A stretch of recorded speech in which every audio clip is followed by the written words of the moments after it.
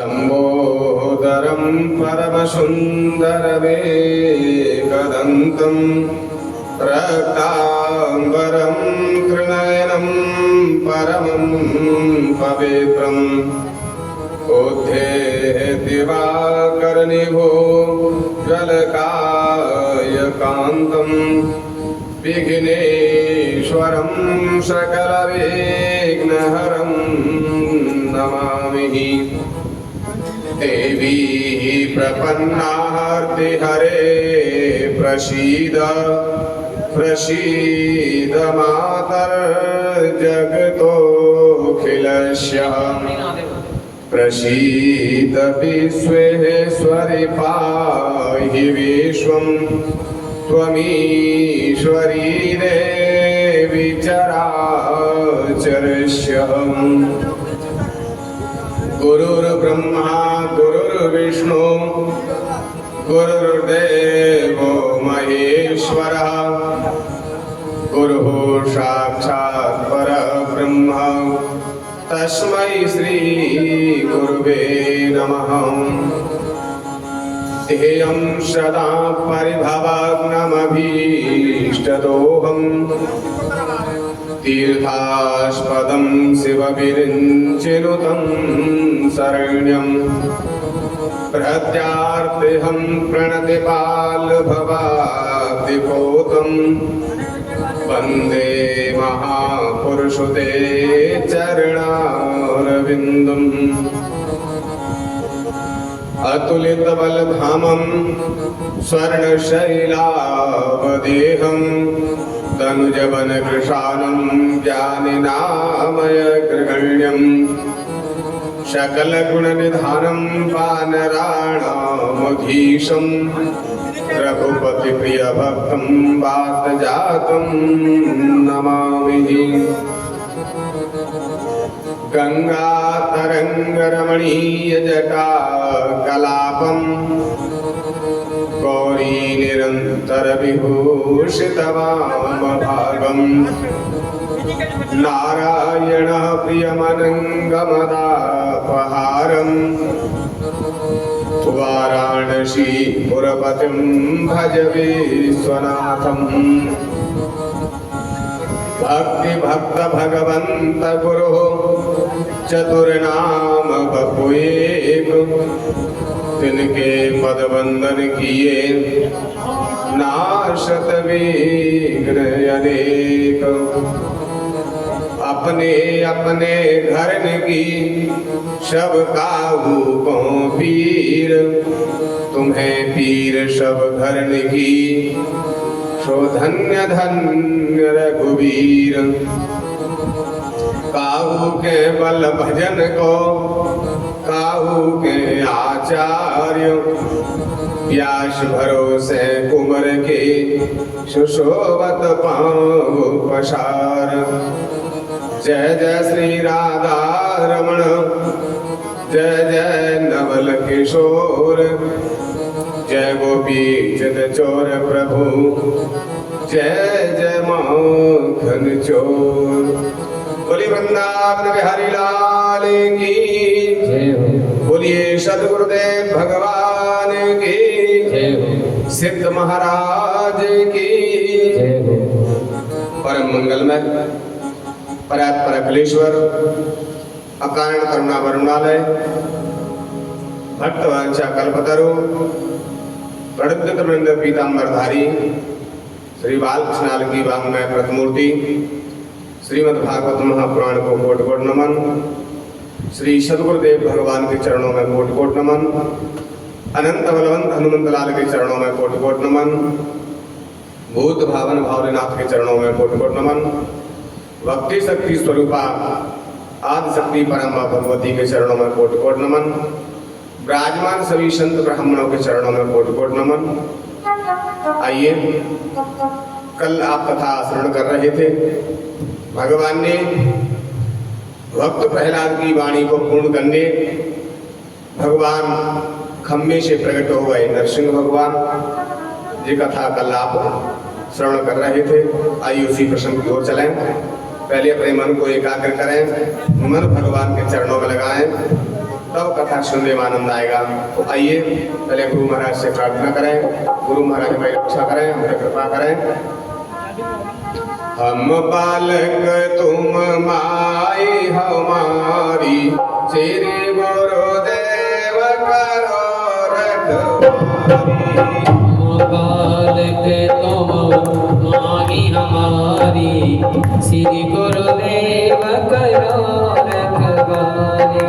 हम बालक तुम माई हमारी, श्री गुरुदेव करो रखवारी। हम बालक तुम माई हमारी, श्री गुरुदेव करो रखवारी। हम बालक तुम माई हमारी, श्री गुरुदेव करो रखवारी। हम बालक तुम माई हमारी, श्री गुरुदेव करो रखवारी। श्री गुरुदेव करो रखवारी, श्री गुरुदेव करो रखवारी। श्री गुरुदेव करो रखवारी, श्री गुरुदेव करो रखवारी। हम बालक तुम माई हमारी, श्री गुरुदेव करो रखवारी। हम बालक तुम माई हमारी, श्री गुरुदेव करो रखवारी। हम बालक तुम माई हमारी, श्री गुरुदेव करो रखवारी। हम बालक तुम माई हमारी, श्री गुरुदेव करो रखवारी। श्री गुरुदेव करो रखवारी, श्री गुरुदेव करो रखवारी।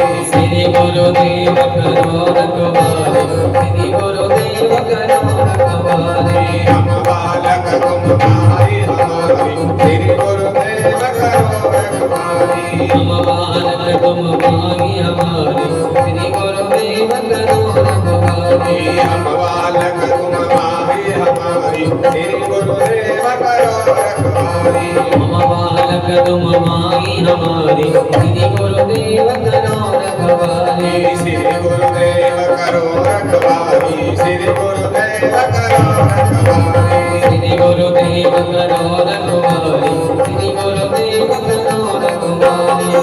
हम बालक तुम माई हमारी, श्री गुरुदेव करो रखवारी। बोलिए सद्गुरुदेव भगवान की, जय हो, सिद्ध महाराज की। जय हो। श्री गणेशाय नमः, श्री सरस्वती नमः, श्री गुरु चरण कमलेभ्यो नमः। आज यहाँ सुंदर जो लहरियादार रेती बिछी हुई है, जहाँ में बैठे हुए श्री सुखदेव जी महाराज राजा परीक्षित के प्रति वर्णन करते हुए हैं, मैत्री जी विदुर जी के प्रति वर्णन करते हुए हैं, सनक सनंदन सनातन सनत कुमार है, वो हरिद्वार में विराजमान होकर के नारद जी के प्रति वर्णन करते हुए हैं कि आज भगवान ने भक्तों की इच्छा पूर्ण करने के लिए, भक्त की वाणी पूर्ण करने आज नरसिंह भगवान खम्भे से प्रकट हो जा रहे हैं। तो श्री सुखदेव जी महाराज से राजा परीक्षित प्रश्न करते हुए हैं, गुरुदेव भगवान मनुष्यों पर ही कृपा करते हैं या किसी भी योनि में भगवान का जो भक्त चिंतन करता है उस योनि में भगवान उस पर कृपा करते हैं? तो आज श्री सुखदेव जी महाराज कहते हैं, राजन भगवान से ही सारा संसार उत्पन्न है, सभी योनियां भगवान से उत्पन्न है, और जो भक्त जिस योनि में भगवान को बुलाता है भगवान उसी योनि में उस पर कृपा करते रही है। तो महाराज किसी पशु की योनि में भी भगवान ने उन पर कृपा करी गया। तो आज श्री सुखदेव जी राजा परीक्षित कहते हैं कि हाँ राजन, एक पशु ने भी भगवान का ध्यान किया तो भगवान ने उस पर भी कृपा करी है, वो हम आपके लिए प्रतिवर्णन कर रहे हैं। श्री सुखोवाच, श्री सुखदेव जी कहते हैं कि आसीत गिरवरो राजन त्रिकूट देवी श्रुतः क्षीरोदेनावृतः श्रीमान् योजनायुतमुच्छ्रितः। श्री शुकदेव जी कहते राजन, एक आसीत गिरवरो राजन, एक बहुत बड़ा विशाल पर्वत था, जिस पर्वत पर त्रिकोण नाम का एक विशाल सरोवर था। त्रिकोण नाम के पर्वत पर विशाल पर्वत था, उस पर बहुत बड़ा सरोवर बना हुआ था, जिसमें 3 शिखर थे, एक सोने के, एक चांदी के, लोहे के, ऐसे शिखर बने हुए उस त्रिकूट के, और बहुत बड़ा विशाल सरोवर था। आज उसमें इंद्र गजों का राजा जो इंद्र गजेंद्र, आज उसको प्यास लगी गजनी वन में, तो सभी हाथियों के साथ उसी सरोवर में जल पीने के लिए गया। तो जैसे ही जल पीने लगा और सभी हाथियों ने उसमें जल पिया है, और उसके बाद वो जल कीड़ा करने लगे हैं। जैसे ही जल कीड़ा करने लगे तो पूरा सरोवर का जल हिल जाता है। उसमें एक ग्रहा जिसमें 10,000 हाथी की ताकत थी, ऐसा ग्रह उसमें निवास करते हुए उसने देखा कि आज ऐसा मुझसे बलवान कौन आ गया जिसने मेरा पूरा घर ही हिला के रख दिया। ऐसा जान करके आज जब करके देखा है तो गजेंद्र है, इसमें भी 10,000 हाथी की ताकत, ये अपने हाथियों के साथ में मदमस्त हो रहा है, पूरे सरोवर को हिला दिया है। तो आज गजेंद्र का चरण ग्रह ने पकड़ लिया और अथाह जल में ले जाने लगा। जैसे अथाह जल में ले जा रहा था, आज गजेंद्र ने विचार किया इस ग्रह के लिए, इस कीड़े के लिए पता नहीं है कि मेरे अंदर कितनी ताकत है। आज गजेंद्र ने ताकत लगाई तो ग्रह को पार की ओर लेकर के आ गया, और ग्रह शक्ति लगाता है तो गजेंद्र को अथाह जल में ले जाता है। अब तो गज और ग्रह का युद्ध प्रारंभ हो गया। गज के जो साथी थे हाथी, उन्होंने कहा महाराज हार मत जाना, नहीं तो बात खराब हो जाएगी। तुम्हारे भोजन की व्यवस्था हम करेंगे, जंगल से फल फूल हम आपके लिए लाएंगे, आप चिंता नहीं करें। आज जंगल से फल फूल ला करके गजेंद्र को दे रही है, और गजेंद्र का युद्ध हो रहा है। कई वर्षों तक युद्ध होता रहा। युद्ध होते होते कई वर्ष व्यतीत हो गए, तब जाकर के विचार किया गजों ने, लगता है अब तो हमारे महाराज काल के गाल में फंस गए, अब यहाँ से निकलने वाले नहीं है, तो काय के लिए अपना समय व्यर्थ करें, यहाँ क्यों व्यर्थ समय अपना नष्ट करें। ऐसा जान करके सबरे ग्रह आज मुंह मोड़ करके जंगल की ओर चलने लगे। तो गजेंद्र ने कहा रे भैया, जब मेरे अंदर शक्ति थी तो तुम मेरे आगे पीछे फिरते थे, मेरी जय जयकार करते थे, और आज मुझे पे संकट आया तो मुझे संकट में छोड़ करके आप जा रहे हो। आज कहले महाराज अब तो आप यहाँ से निकलने वाले नहीं, हमने तो आपकी बहुत मदद करी, लेकिन आप यहाँ से अब निकलने वाले नहीं है, तो काय के लिए अपना समय नष्ट करें। इसलिए आज सभी ऐसा कह करके वहां से चले गए। अब तो गजेंद्र ने विचार किया, जब हमारे पास शक्ति होती है, पावर होता है, तो लोग हमारी जय जयकार करते हैं, हमारे आगे पीछे घूमते हैं। जब हम पे पैसा नहीं हो, शक्ति नहीं हो, तो हमारे लिए कोई लोटा जल भी नहीं पिलाता है महाराज। आज गजेंद्र ने विचार किया, अब शक्ति भी क्षीण हो रही है, और गजेंद्र की शक्ति क्षीण, ग्रह की शक्ति बढ़ रही है, जल में रहने वाला, और जब भूख लगती है तो गजेंद्र के पैर को दबा करके खून का पान कर लेता है, रक्त पान कर लेता है, तो इसकी शक्ति बढ़ रही है। आज जाकर के अथाह जल में ले गया, जो भर शूण रह गया। जब जो भर शूण रह गई तो विचार किया, संसार से किसी की आशा नहीं है और मेरी कोई सहायता नहीं कर रहा, अब तो भगवान ही कृपा कर सकते हैं। और विचार किया कहीं हनुमान जी को बुलाएं, और उनको नहीं आए, तो विचार करें शंकर जी को बुलाएं, कि दुर्गे मैया को बुलाएं, किसको बुलाएं, कौन सहायता करेगा। तो आज किसी देवता का नाम नहीं लिया गजेंद्र ने, उन्होंने कहा जो संकट से उबारता है मैं उनकी शरण में, मुझे संकट से उबार दे। और आज स्तुति करने लगा, डूबतों को बचा लेने वाले, मेरी नैया है तेरे हवाले जो भवसागर से कष्टों से उबारता है उसकी शरण में हूँ मैं। प्रभु मेरी रक्षा करो। स्तुति करने लगा, प्रार्थना करना करो। कमल का पुष्प लिया, चूर्ण डूबतों को बचा लेने वाले, डूबतों को बचा लेने, मेरी नैया है तेरे हवाले, हवाले मेरी नैया है तेरे हवाले। डूबतों को बचा लेने वाले, डूबतों को बचा लेने वाले, मेरी नैया है तेरे हवाले, हवाले मेरी नैया है तेरे हवाले।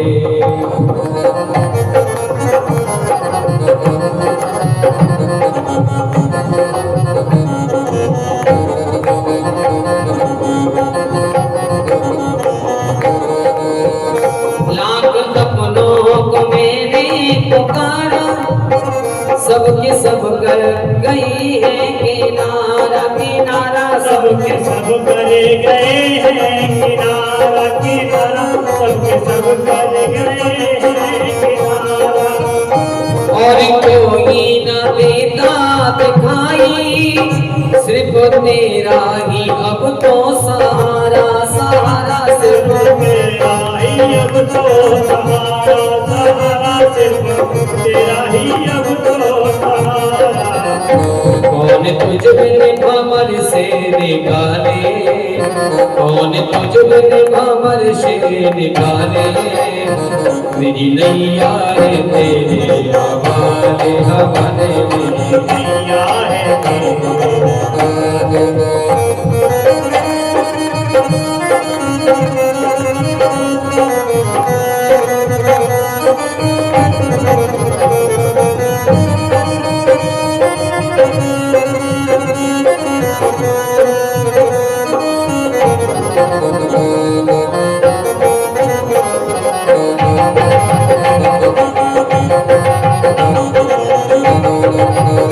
जिस समय को बचाने में आए, आग से भी बचा कर दिखाए, दिखाए आग से भी बचा कर दिखाए, दिखाए आग से भी बचा कर दिखाए। जिस पे तेरी दया दृष्टि होवे, उस पे कैसे कोई आँच आए हो, आए उस पे कैसे यही आँच आए हो, आए उस पे कैसे कोई आँच आए।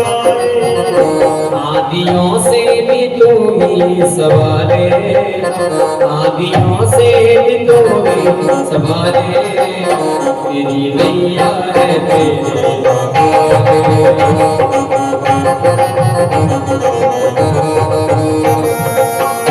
तेरे बिन तेरे चिन मिलता नहीं है, फूल आशा का खिलता नहीं है, नहीं है फूल आशा का खिलता नहीं है, नहीं है फूल आशा का खिलता नहीं है।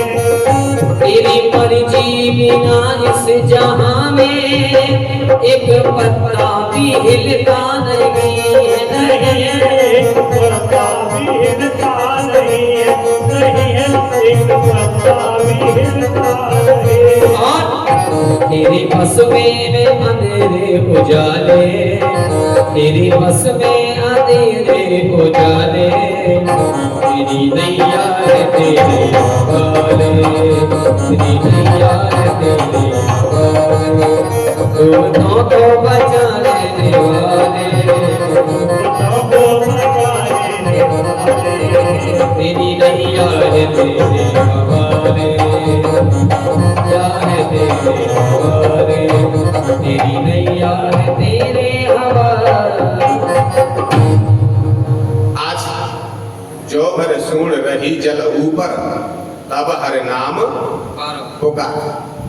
संसार की आशा त्याग करके समर्पण भाव से भगवान का ध्यान किया तो आज गजेंद्र पे संकट था, तो भगवान इतनी जल्दी आए कि लक्ष्मी ने पूछा कहाँ जा रहे हो, तो हा कहा हर वैकुंठ में और थी हाथी के पास। क्योंकि जौवर सुन रह गई है, अगर कहूंगा कि हाथी पे संकट है लक्ष्मी से, तब तक तो मेरा भक्त डूब जाएगा।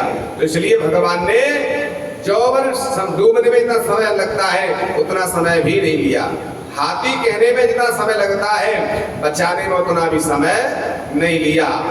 और जाकर के सुदर्शन चक्र चलाना चाहते थे तो सुदर्शन चक्र अगाड़ी चले गए और ग्रहा के ग्रीवा का छेदन हो गया। आज गजेंद्र की सूंड को पकड़ करके और भगवान ने गजेंद्र को जल से बाहर निकाला। वैसे बाहर निकाला है तो सुदर्शन चक्र के द्वारा ग्रह के ग्रीवा का जब छेदन हुआ, उसका वो शरीर छूट गया ग्रह का, और सुंदर गंधर्व बन करके वो ग्रह और भगवान की परिक्रमा करके उस गंधर्व लोक के लिए चला गया।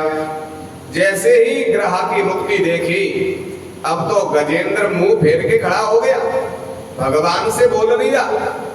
भगवान ने कहा गजेंद्र, मैंने तुझे संकट से उबारा और तू मुझसे मुंह फेर के बैठ गया, मुझसे बोल नहीं रहा। गजेंद्र कहता है मैं तुमसे बात नहीं करूंगा, ना तुमसे बोलूंगा। कहले क्यों भैया, हम तो तेरे बचाने के लिए आए, तेरे संकट दूर किया। तो बताओ महाराज किसने बुलाया तुमको? कि तेरे ही तो बुलाया था। तुम हमने बुलाया तो तुम्हें हमारा उद्धार करना चाहिए। हम तो पशु के पशु बने खड़े हैं, और जो हमारा बैरी था वो सुंदर गंधर्व लोक चला गया, तो उद्धार तो हमारे बैरी का किया है, हम तो पशु ही रह गए। हमारा उद्धार का किया आपने? तुमने तो हमारे बैरी का उद्धार किया है, हमने बुलाया हमारा उद्धार करते। तो आज भगवान मुस्कुरा के कहते हैं अरे गजेंद्र, मैं तेरा उद्धार तो करूंगा ही, लेकिन मेरा एक सिद्धांत है, जो मेरे भक्त के चरण पकड़ लेता है मैं उद्धार उसका पहले करता हूँ। क्यों करता हूँ? क्योंकि वो मेरे भक्त का भक्त है। तो मेरा कौन हो गया? जो मेरा भक्त होता है वो मेरा बेटा होता है, और जो मेरे बेटे के चरण पकड़ता है तो वो कौन होता है? वो उसका बेटा होता है। तो मेरा कौन हो गया? वो नाती हो गया। तो जैसे बेटा से नाती प्रिय होता है संसार में, ऐसे ही मुझे भक्तानुभक्त, जो भक्तों का भक्त बन जाए, मेरे भक्त का दासानुदास बन जाए, वो मुझे अत्यंत प्रिय है। हर व्यक्ति को अपना नाती प्रिय होता है। जैसे हम किसी को पैसे ब्याज पर देते हैं तो पहले हिसाब काय को करेंगे? ब्याज का, क्योंकि मूर्त तो हमारा है ही।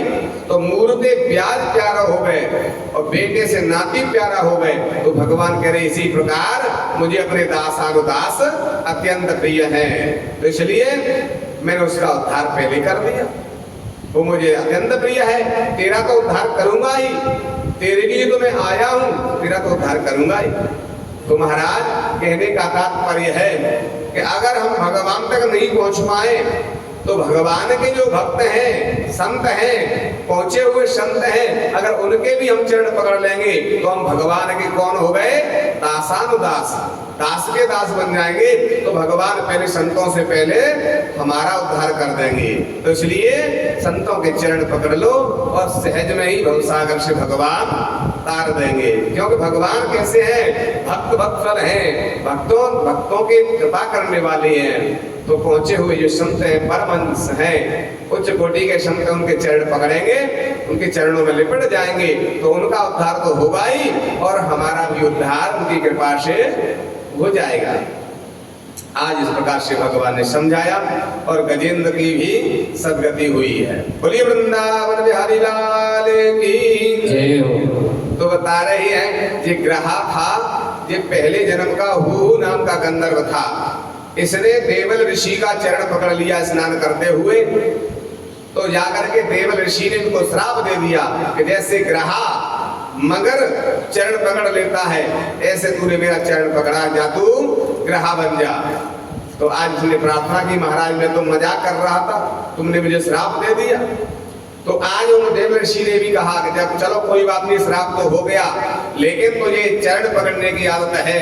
ऐसे ही त्रिकूट नाम का एक पर्वत है, उस पर विशाल सरोवर है, उसमें जाकर के तू ग्रह बनेगा, वहां भगवान का एक भक्त गजेंद्र आएगा, उसका चरण पकड़ लेना तो भगवान तेरा उद्धार कर देंगे। तो ये देवल ऋषि ने ही उनको आशीर्वाद दिया, तो आज उसका उद्धार हो गया। और ये गजेंद्र भी भगवान का ही भक्त था। ये द्रविड़ देश का इंद्रद्युम्न नाम का राजा था। एक बार इनके गुरु अगस्त महाराज अपने शिष्यों के साथ इसके राज्य में आए थे और ये एकादशी का व्रत करता था। तो एकादशी का व्रत था उस दिन, जिस दिन अगस्त मुनि आए थे, इनके गुरु आए, तो ये समाधि में ध्यान में बैठा हुआ था, भगवान का चिंतन कर रहा। गुरु का इन्होंने खड़े होकर के सम्मान नहीं कर पाया, तो अगस्त मुनि ने श्राप दे दिया कि गुरु आए हैं और ये ऐसे मदमस्त हाथी की तरह बैठा है, या मैं श्राप देता हूँ, गुरु का खड़े होकर के सम्मान नहीं किया है, इसलिए तू गज बन जा। सो उन्हीं के श्राप से, हालांकि राजा की कोई गलती नहीं थी, वो तो नेत्र बंद करे ध्यान कर रहा था, उन्हें पता नहीं चल पाया था गुरु आए कि नहीं आए, धोखे में। और आज उनको गलती हो गई थी, उन्हें पता नहीं था, फिर भी श्राप दे करके अगस्त जी चले गए थे। इस कारण से ये गजेंद्र बना था, गज की योनि मिली। लेकिन गज की योनि में भी इनको भजन के प्रताप से भगवान का चिंतन करने की याद बनी रही। क्योंकि ऐसा बताते हैं कि हम जो भजन करते हैं वो कभी हमारा नष्ट नहीं होता है। ऊंच नीच ग्रह जन्म में होए संत को संत, संत बीज बिन सह नहीं। शास्त्रों में बताया है कि संत बीज बिन सह नहीं, जो जुग जाए अनंत। और ऊंच नीच ग्रह जन्म में होए संत को संत। तुम्हारा जो तपस्या करी है वो कभी व्यर्थ नहीं जाती। गज की योनि जरूर मिल गई, लेकिन उनको याद बनी रही, इसलिए भगवान का चिंतन किया और भगवान ने आकर के उनका उद्धार किया। बोले वृंदावन बिहारी लाल की जय हो, सदगुरुदेव भगवान की जय हो। श्री सुखदेव जी कहते राजन, इस प्रकार भगवान ने पशु की योनि में भी जो चिंतन किया गजेंद्र ने, तो उनका भी उद्धार भगवान ने किया। और प्रहलाद ने चिंतन किया तो भगवान ने उनका उद्धार किया। महाराज किसी भी योनि में भगवान का चिंतन करें तो भगवान अपने भक्त के ऊपर कृपा करते हैं, सदैव उनको आशीर्वाद दे, दर्शन देते हैं। श्री सुखदेव जी कहते हैं राजन, एक बार देवताओं के जो इंद्र हैं उन्होंने भी अपने गुरु का अपमान कर दिया, तो उनको श्राप दे दिया था। गुरु महाराज ने, जा तो राजलक्ष्मी से भ्रष्ट हो जा, अपने गुरु का खड़े होकर के सम्मान नहीं किया है, इसलिए राजलक्ष्मी से तू भ्रष्ट हो जा। और उनके गले की जो माला थी, भगवान के गले की माला थी, वो उनको पहनाई थी, शोभा यात्रा निकल रही थी। आज उसमें गजेंद्र ने गज के लिए पहना दी, दुर्वासा जी की ने जो माला दी उसका अपमान कर दिया था, इसलिए आज उनको श्राप दे दिया। दुर्वासा जी जाओ, तुम राजलक्ष्मी से भ्रष्ट हो जाओ। दैत्यों को पता चल गया कि देवताओं को श्राप हो गया दुर्वासा जी का, दैत्यों ने चढ़ाई कर दी, अब तो स्वर्ग पे दैत्यों का साम्राज्य हो गया। अब तो भूख के प्यास से देवता कंदराओं में भटकने लगे। कई वर्ष व्यतीत हो गए, तब जाकर के भगवान के पास पहुंचे देवता, महाराज हम अपने स्वर्ग से वंचित हो गए। भगवान ने कहा, तुमने एक दुर्वासा ऋषि के पुष्पों की माला का अपमान कर दिया। ध्यान रखना चाहिए, भगवान पर चढ़ी हुई माला, भगवान पर चढ़े हुए फूल कभी भी अपने पैरों के नीचे नहीं आना चाहिए। दुर्वासा जी की गले की भगवान की माला, संत के प्रसाद की माला, और तुमने अपने गले से उतार के गजेंद्र को दे दी, उसने अपने पैर से मदन कर दिया, इसलिए तुम्हारी लक्ष्मी समुद्र में समा गई है। अगर तुम चाहते हो कि हमें दोबारा से लक्ष्मी प्राप्त हो जाए, स्वर्ग प्राप्त हो जाए, तो तुम समुद्र का मंथन करिए।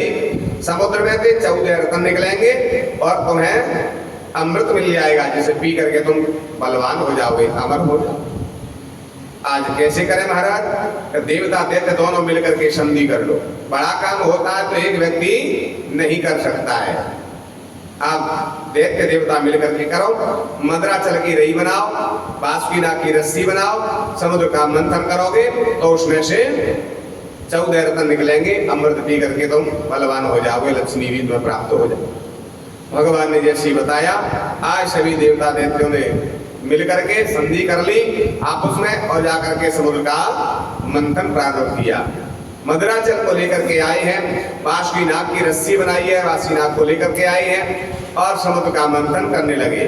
जैसे समुद्र का मंथन हुआ तो यहाँ जब कोई रई मंथन करते हैं तो रई होती है, रस्सी होती है और दो शेखरा होते हैं उसमें, तब जाके रई घूमती है।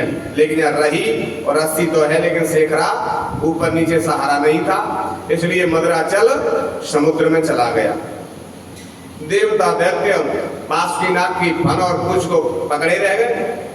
महाराज ये मदराचल तो समुद्र में चला गया, अब कैसे मंथन करें?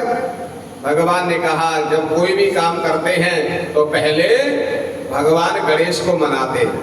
गणेश विघ्नेश्वर हैं और तुमने तो जाकर के सीधा मंथन प्रारंभ कर दिया।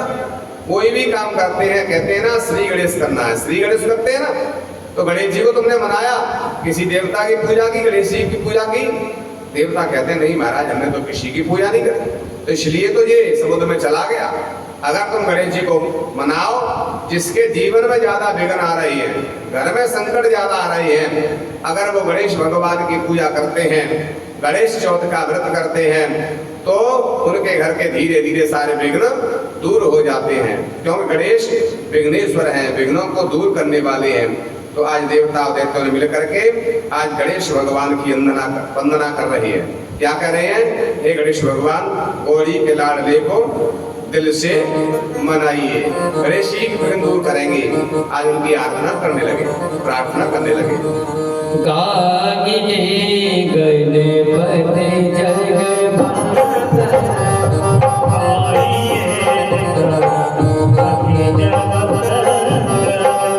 शंकर स्वमन भवानी के नंदन, शंकर स्वयं भवानी के नंदन। गागिने गणपति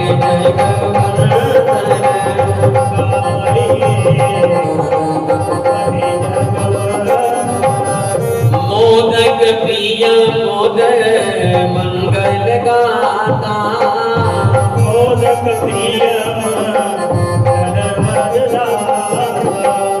विद्यावान भाग्य विधाता, विद्यावान भाग्य विधाता।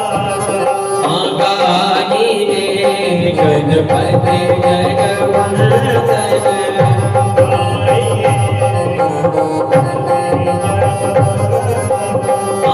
मागत तुलसी दास कर जाने, मागत तुलसी दास कर जाने।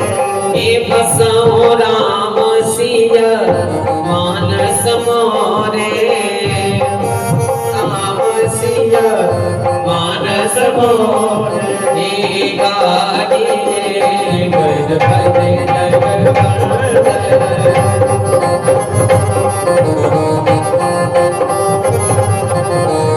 गागिने गणपति जगवंदन,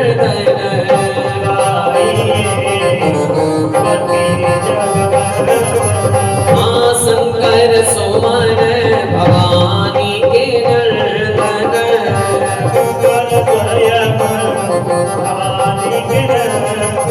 हाँ गागिने गणपति जगवंदन,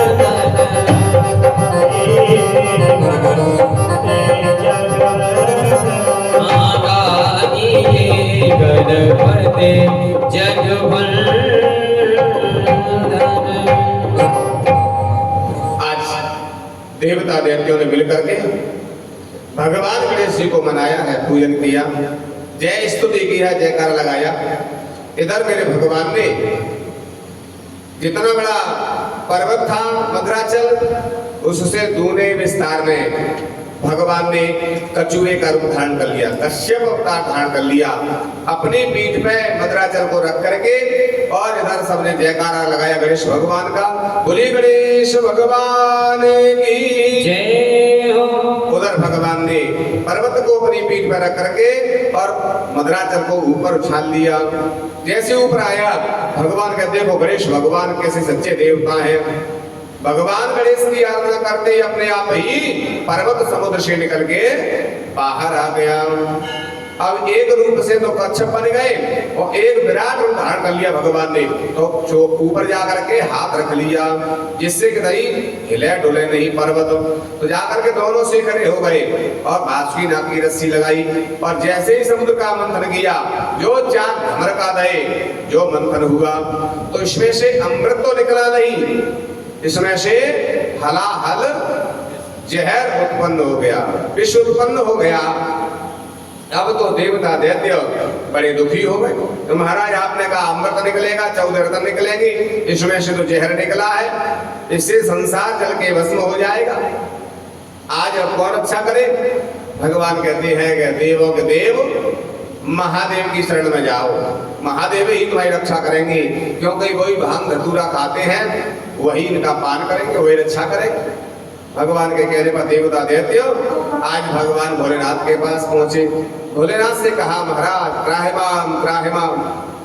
कहा महाराज देवताओं कैसे घबराए हुए, क्या बात है? अरे महाराज भगवान ने कहा समुद्र का मंथन करोगे तो अमृत निकलेगा, तो अमृत के लिए तो मंथन किया, लेकिन अमृत तो निकला नहीं, हलाहल विष निकला है, अब इसको आप पान कर लीजिए। भगवान भोलेनाथ के बाद देवताओं बड़े चालाक हो, जब भगवान ने कहा कि अमृत निकलेगा तो अकेले ही पहुंच गए मंथन करेंगे पीवे के ताई, तो जहर आ गए हो तो हमारे पास आ गए, जहर तुम पी लो, पहले नौता नहीं करवे आए कि नौता है चलो अमृत पी लियो, भगवान ने कहा है। अमृत के लिए तो अकेले ही पहुंच गए। आज कहते महाराज गलती हो गई, आप तो बड़े हैं, छोटा से गलती हो जाती है, क्षमा कर दो, अब तुम्हारा निमंत्रण है, चलो जहर का भी पान कर लो और अमृत भी आप पीने के लिए आ जाना, आपको अमृत भी मिलेगा। कहते हैं कि देखो हम तो चलेंगे, लेकिन अब हमारा शरीर पूरा नहीं है, पहले तो अकेले थे, लेकिन अब हमारा विवाह हो गया, आधा शरीर पार्वती का है, आधा शरीर हमारा है। आपने कभी फोटो देखा हो तो अर्धनारीश्वर भगवान है, आधे भोले बाबा हैं और आधे पार्वती का श्रृंगार है, एक ही फोटो में आधा फोटो तो पार्वती का श्रृंगार और आधे में भोले बाबा का श्रृंगार है। तो महाराज हम अर्धनारीश्वर है, अगर पार्वती कह दें तो हम जरूर पान कर लेंगे। जैसे ही देखा देवताओं ने कहा भैया पार्वती तुम कह दो, भोले बाबा जहर का पान कर लें। पार्वती विचार कर रही हैं ऐसी कौन सी धर्म पत्नी होगी जो अपने पति से कहेगी जहर खा ले। जहर पीने के लिए कोई साधारण स्त्री भी नहीं कहेगी, और हम तो देवों के देव महादेव की पत्नी है, कैसे अपने पति से कहते जहर खा लो? जहर खाने के लिए कोई पत्नी नहीं कहेगी अपने पति से।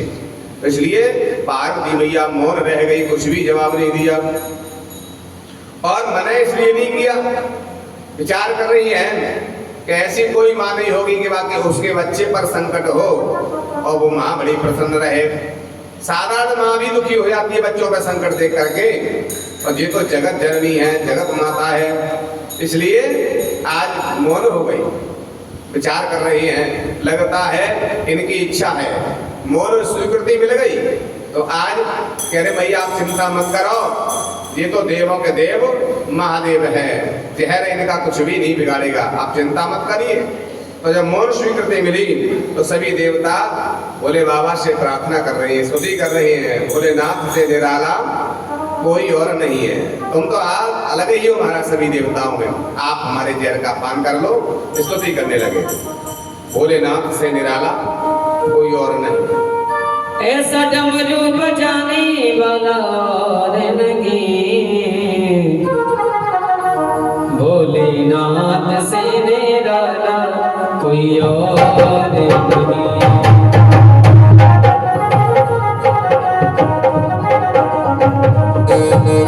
उनका डमरू डम डम बोले, अगम निगम के वेदे खोले, अगम निगम के वेदे खोले, अगम निगम के वेदे खोले। उनका डमरू डम डम बोले, अगम निगम के वेदे खोले, अगम निगम के वेदे खोले, अगम निगम के वेदे खोले।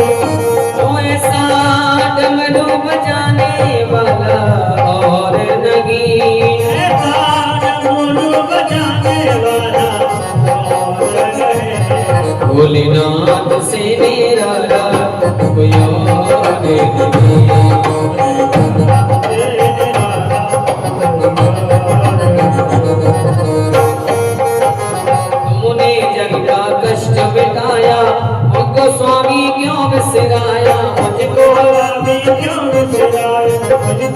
स्वामी क्यों बिसराया हमने जग का कष्ट मिटाया मुझको स्वामी क्यों बिसराया स्वामी क्यों बिसराया मुझको स्वामी क्यों अब बिसराया तो मुझको बचाने वाला और नहीं तो मुझको बचाने वाला और नहीं शंभुनाथ से मेरा कोई और नहीं बोले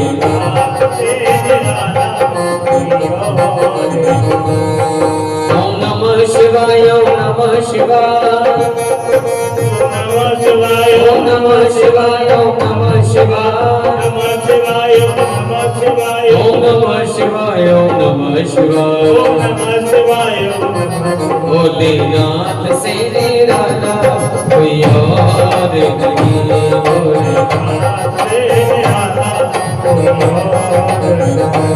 ऐसी ज्योति जगाने वाला और नहीं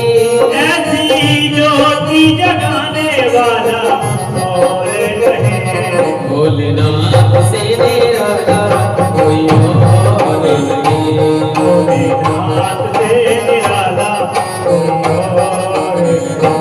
शंभुनाथ से निराला कोई और नहीं। आज भोले बाबा से जैसी प्रार्थना की है तो आज अवडर दानी है आशुतोष तुम अवडर दानी आरती हरऊ दीन जन जानी। देवों के देव महादेव आज प्रसन्न हो गए, गदगद हो गए। आज पहुंच गए भोलेनाथ। जितना भी जहर निकला था हलाहल भगवान ने भोलेनाथ ने करतली कृत्वा अपने हाथ में ही सबको एकत्र कर लिया। हलाहल विचार कर रहा है इस मुंडना के लिए बड़ा घमंड है, मैं जहर का पान कर लूंगा। मैं भी पेट में जाती इनकी गोविंदाए नमो नमः कर दूंगा भोलेनाथ की। आज भोलेनाथ समझ गए कि देखो ये दुष्ट है, जहर है, ये किसी से नाता नहीं रखेगा, ये देवों के देव महादेव है। इसलिए आज भगवान भोलेनाथ विचार कर रही हैं कि जब दुष्टों के बीच में रहना हो तो हमेशा कवच बना करके रहना चाहिए, तभी रक्षा हो पाएगी। जैसे हमको बिच्छू से खेलने की आदत है तो बिच्छू को साथ में रखें, लेकिन बिच्छू का स्वभाव है वो डंक दे देगा, डंक मारता है, तो हमको अच्छा लगता है कि बिच्छू के साथ रहे, अपने पास रखें। तो इसलिए बिच्छू को अगर साथ रखना है तो एक डिब्बी ले लो और डिब्बी में बिच्छू को पकड़ के चिमटे से डिब्बी में रख दो और ढक्कन लगा करके बिच्छू के जेब में रखे रहो, अपनी जेब में रखे रहो बिच्छू को संग, लेकिन बिच्छू कुछ नहीं कर पाएगा। इसी प्रकार से अगर संसार में दुष्ट भी मिलेंगे, अगर उनमें रहना है तो अपना कवच बना के रखिए, अपनी मर्यादा में रहिए, अपनी हद में रहिए और अपना कवच बना के रहेंगे, कभी कोई संकट नहीं आ सकता। तभी तो सड़क पर लिखा रहता है, क्या लिखा रहता है कि सावधानी हटी और दुर्घटना घटी। तो इसलिए आप हमेशा सावधान रहोगे, सजग रहोगे, कभी कोई समस्या नहीं आ सकती। तो आज भोलेनाथ ने विचार किया जहर को कैसे रखें, तो राम नाम की डिब्बी बनाई, रा कह करके जहर को पी लिया और ऊपर से माँ कह करके मुंह को बंद कर लिया। रंग अग्नि का बीज अक्षर है, जैसे ही जहर कंठ से नीचे गया तो क्या लग रहा है कि मानो भोले बाबा के तो पेट में अग्नि भरी हुई है। वो अग्नि में तो कुछ भी वस्तु जाए जल करके भस्म हो जाती है। तो आज जैसे देखा इसमें तो अग्नि भरी है भोले बाबा के पेट में, तो आज बाहर निकलना चाह रहा है जहर। जो बाहर निकला भोले बाबा ने माँ कह करके बंद कर लिया मुंह को, तो जाकर के बाहर से नहीं निकल पा रहा, तो कंठ में ही रह गया जहर भोले बाबा के। तो कैसा स्वभाव है इसका कि धरती गए न सरगे जाए, वो अधपर बैठे लपसी खाए, अधपर ही रह गया पेट में। अंदर इसलिए नहीं जाने दिया भगवान ने भोलेनाथ ने, क्योंकि मेरे प्रभु राम जी हृदय में वास करते हैं, राम जी को कष्ट होगा, इसलिए हृदय में जहर को नहीं रखा। और बाहर देवताओं को कष्ट हो रहा है, इसलिए बाहर नहीं रखा है, बीच में रख लिया कंठ में, राम नाम की डिब्बी में कंठ में बंद कर लिया है, बीच में ही रह गई। तो आज भोलेनाथ ने देवताओं के लिए, संसार के लिए जहर का पान किया है, दूसरे का हित किया है, तो आज भोले बाबा का नाम क्या हो गया? नीलकंठ। बोली नीलकंठ भगवान की जय हो। श्वेत वर्ण है भगवान का। कैसा रूप है? कर्पूर गौरम करुणावतारम संसार सारम भुजगेन्द्रहारम सदा वसंतम हृदयारविंदे भवम भवानी सहितम नमामि। कर्पूर गौरम, मेरे भोलेनाथ कपूर के समान है। और जहर ने कर्ण नीला कर दिया तो भोलेनाथ का नाम नीलकंठ हो गया। अब सबको सभी देवी देवता प्रसन्न हो जाते हैं, गदगद हो जाते हैं, जय जयकार करने लगे नीलकंठ भगवान की। अब दोबारा से समुद्र का जो मंथन हुआ तो इसमें सबसे पहले आज कामधेनु गौ प्रकट हो गई। समुद्र के मंथन से गौ निकली है। तो आज उन्होंने विचार किया, कोई भी पूजा पाठ करते हैं, कोई भी दान करते हैं तो सबसे पहले गौ दान होता है। जब विवाह भी होता है तो विवाह में जब कन्यादान से पहले गौ दान किया जाता है। गौ दान करते हैं तो उसमें कोई विवाह में कमी होती है वो पूरी हो जाती है, कोई विघ्न नहीं आता जीवन में, इसलिए गौ दान पहले किया जाता है, उसके बाद में कन्यादान किया जाता है। तो महाराज आज विचार कर रहे हैं इतना बड़ा शुभ काम होने जा रहा है तो पहले गौ दान करना चाहिए। गौ प्रकट हुई है तो गौ लेकर के ऋषियों को दान कर दी, ऋषियों के काम आएगी गौ। आज संतों के पास गौ का दान कर दिया। दोबारा से समुद्र का मंत्र किया तो उसमें से चंद्रमा समुद्र से प्रकट हो गया। चंद्रमा को लेकर के भोले बाबा को दे दिया। क्यों? क्योंकि भोले बाबा ने जहर पिया है और जहर में गर्मी होती है, तो गर्मी कहीं माइंड में चढ़ जाए तो व्यक्ति पागल हो जाता है। और चंद्रमा में शीतलता है तो भोले बाबा को चंद्रमा दे दिया। महाराज अपने मस्तक में धारण कर लो चंद्रमा, जिससे आपका माइंड ठंडा बना रहेगा। जिस व्यक्ति को कितना भी बुखार आ जाए लेकिन डॉक्टर कहेंगे माथे पे पट्टी रखते रहो, क्योंकि माइंड ठंडा रहेगा तो सब कवर हो जाएगी बीमारी, बुखार कवर हो जाएगा। अगर माइंड में बुखार चढ़ गया तो वो कभी ठीक नहीं हो सकता। इसलिए चंद्रमा को मस्तक पर धारण किया तो आज भोले बाबा का नाम चंद्रमौली हो गया। बोले चंद्रमौली भगवान की जय हो। आज दोबारा से समुद्र का मंथन हुआ तो उसमें से कौस्तुभ मणि निकली है। कौस्तुभ मणि निकली, आज भगवान नारायण के लिए कौस्तुभ मणि दे दी है। फिर दोबारा से समुद्र का मंथन हुआ तो उसमें से आज अप्सराएं निकली हैं, कल्प वृक्ष निकला है, ये स्वर्ग में भेज दिया है। फिर दोबारा से मंथन हुआ, उच्चैःश्रवा नाम का घोड़ा निकला है। उच्चैःश्रवा नाम का घोड़ा कैसा है? इसका श्वेत वर्ण है और कान दोनों मिले हुए, कनौती मिली हुई है। और कैसा तेज गति में चलता है कि टापन फूड़ बेग दिखाई, जल के ऊपर चलने वाला है। ऐसी इसकी तेज गति है कि जल के ऊपर दौड़ करके निकल जाता है। टाप भी इसकी बोल नहीं पाती है, जल के ऊपर चलने वाला। बलि महाराज ने कहा ऐसा घोड़ा जो जल के ऊपर होकर के निकल जाए, नदियों पे निकल जाए, समुद्र पे निकल जाए, ऐसा घोड़ा तो राजाओं के पास होना चाहिए। हम स्वर्ग के राजा हैं। तो आज बलि महाराज ने घोड़ा को ले लिया, उच्चैःश्रवा नाम का घोड़ा ले लिया। अब दोबारा से मंथन हुआ तो इसमें से समुद्र में से ऐरावत नाम का हाथी प्रकट हो गया, हाथी निकला है। आज इंद्र ने जाके हाथी की सूंड पकड़ ले जाए, हम लेंगे। बलि कहते हैं कि देखो हम राजा हैं, स्वर्ग के राज में हम बैठे हैं, जो हाथी हमें दे दो। तो इंद्र ने कहा महाराज आपने पहले घोड़ा ले लो और हमने सबर करो, तो सबर के हमेशा सवाए होते हैं। तुम पहले ही ले बैठे तो घोड़े ही पे रह गए, तो हमने सबर करो तो सबर के सवाए है गए। हमें ऐरावत हाथी मिल गया, तो इसलिए महाराज तो हमारे हिस्सा में आ गया। अब दोबारा से जो समुद्र का मंथन हुआ तो श्री सुखदेव जी कहते हैं कि ततश्चाविर्भूषाच्छान् श्रीरमा भगवत् परः रञ्जयन्ति दिशकान्त्या विद्युत् सौदामिनी यथा। जो समुद्र का मंथन हुआ उसमें से साक्षात लक्ष्मी प्रकट हो गई। अब लक्ष्मी तो सब चाह रही है, वहाँ सब चाह रहे हैं, देवता भी चाह रहे लक्ष्मी आ जाए और दैत्य चाह रहे हैं कि लक्ष्मी आ जाए, और ऋषि मुनि बैठे हैं वे चाह रहे हैं कि लक्ष्मी आ जाए, क्योंकि लक्ष्मी तो सभी चाहते हैं। बिना लक्ष्मी के कोई काम नहीं होता। ग्रस्त चाह रहे हैं पैसा होए तो घर की व्यवस्थाएं अच्छी बन जाए, और संत चाह रहे हैं पैसे हों तो खूब भंडारे होते रहे, आश्रम बनता रहे। तो संत भी धन चाह रहे हैं, लक्ष्मी चाह रहे हैं, पैसे चाह रहे हैं, और ग्रस्त तो चाह ही रहे हैं। और देवता भी चाह रहे हैं लक्ष्मी आ जाए, दैत्य भी चाह रहे हैं कि लक्ष्मी हमारे पास आ जाए। अब विचार किया भगवान ने, लक्ष्मी तो एक है और चाहने वाले ज्यादा हो गए तो कहीं झगड़ा नहीं हो जाए, तो इसलिए लक्ष्मी जी को माला दे दी। लो, लक्ष्मी की इच्छा हो ताकि साथ लक्ष्मी चली जाए। अपनी इच्छा से कोई नहीं लेगा लक्ष्मी को। लक्ष्मी के हाथ में माला दे रही है। अब लक्ष्मी जैसे ही चली गई, सभी अपने अपने समाज में बैठे गए लेकर के। तो पहले सबसे पहले ऋषि मुनि बैठे हैं, तो यहाँ में दुर्वासा ऋषि बैठे हैं संतों में।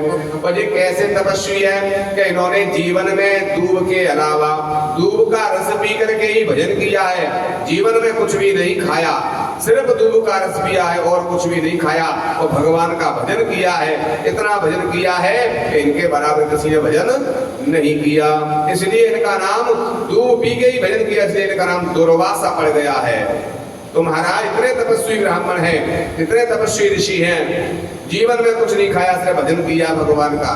लेकिन क्रोध इतना है दुर्वासा जी है कि को नाक पे तनको तिनका करते तो हमें आग लग जाती है। तो क्रोध तो इनकी नाक में ही बैठो रहे।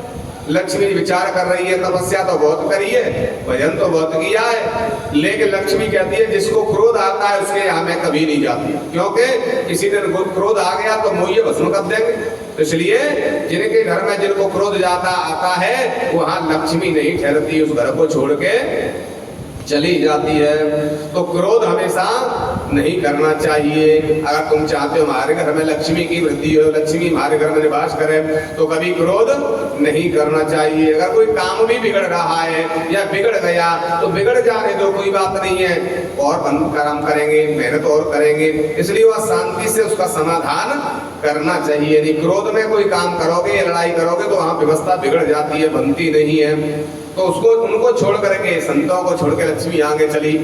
तो देवता बैठे हैं, देखो ये स्वर्ग में रहते हैं, देवता हैं, अमृत पीते हैं, लेकिन जब भी दैत्य चढ़ाई करते हैं तो स्वर्ग छोड़ के भाग जाते हैं। तो इसलिए लक्ष्मी कह रही है भगोड़ा के साथ भी मैं विवाह नहीं करूंगी, जी तो भाग जाएंगे, हम कहाँ जाएंगे। इसलिए जो व्यक्ति भागता रहता है, अपना कोई काम करे, एक काम करो वहां में फायदा नहीं मिले तो छोड़ के दूसरे काम करो, में फायदा नहीं मिले तीसरों करने लगे, जो बार बार अपना कारोबार बदलते हैं उसके पास भी लक्ष्मी नहीं आती है। हमेशा एक काम को पकड़ के और उसमें खूब मेहनत करो, आज नहीं तो कल, कल नहीं तो परसों लक्ष्मी जरूर आएगी, लाभ जरूर होगा, लेकिन बदलना नहीं चाहिए काम। तो इसलिए भगोड़े के पास लक्ष्मी कभी नहीं रहती। देवता भगोड़े हैं जो भाग जाते हैं। दैत्य बैठे हुए हैं, दैत्यों के पास लक्ष्मी गई, उन्होंने देखा जी दैत्य है, जबरदस्ती से दूसरे का हक छीन लेते हैं। जो दूसरे का हक छीनते हैं उनके पास भी लक्ष्मी कभी नहीं जाती है। दैत्य जबरदस्ती स्वर्ग छीन लेते हैं देवताओं से, इसलिए जो दूसरे का हक खाता है या दूसरे का हक छीन लेता है उसके घर में भी लक्ष्मी की वृद्धि कभी नहीं होती, वहां लक्ष्मी कभी नहीं टिकती है। उनको छोड़ करके आगे चली। जितने भी गंधर्व बैठे हैं सबको देखते हुए कोई ना कोई दोष लगाती हुई लक्ष्मी आगे बढ़ती हुई जा रही है। तो सबसे बाद में नारायण भगवान बैठे हैं और सब चाह रहे हैं, लेकिन उनके पास से लक्ष्मी जी आगे बढ़ती जा रही हैं। और भगवान ने मुंह फेर के बैठे हुए थे, लक्ष्मी को चाह नहीं रहे थे, ना देख रहे थे। तो लक्ष्मी का स्वभाव और छाया का स्वभाव एक ही होता है। छाया और माया इनका स्वभाव एक है। कैसा स्वभाव है कि अन चाही लागी फिरे और चाही भागी जाए।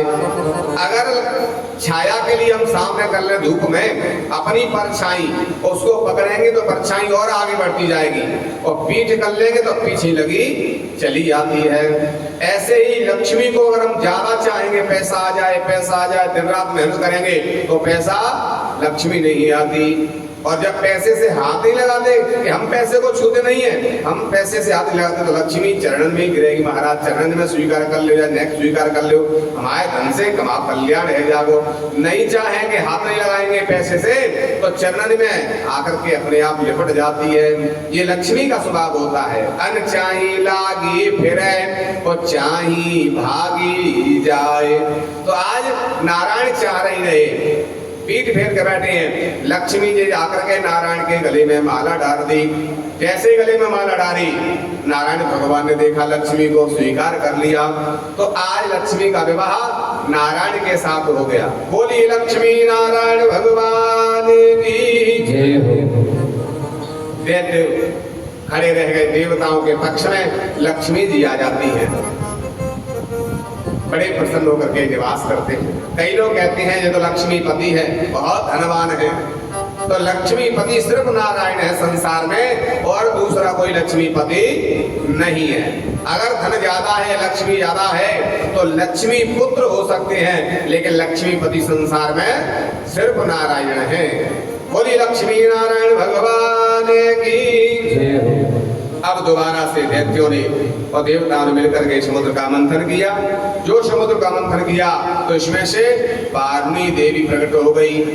जैसे ही वारुणी देवी बड़ी सुंदर है, आज दैत्यों ने हाथ पकड़ लिया, कहीं इसको भी माला दे करके फिर नहीं चली जावे। तो भगवान ने इशारा कर दिया, जी मदरा जी मैंने दुष्टों के लिए उत्पन्न किया है वारुणी देवी। मदरा पी करके अपने सत्कर्म को तो भूल जाएंगे और पी करके मस्त पड़े रहेंगे।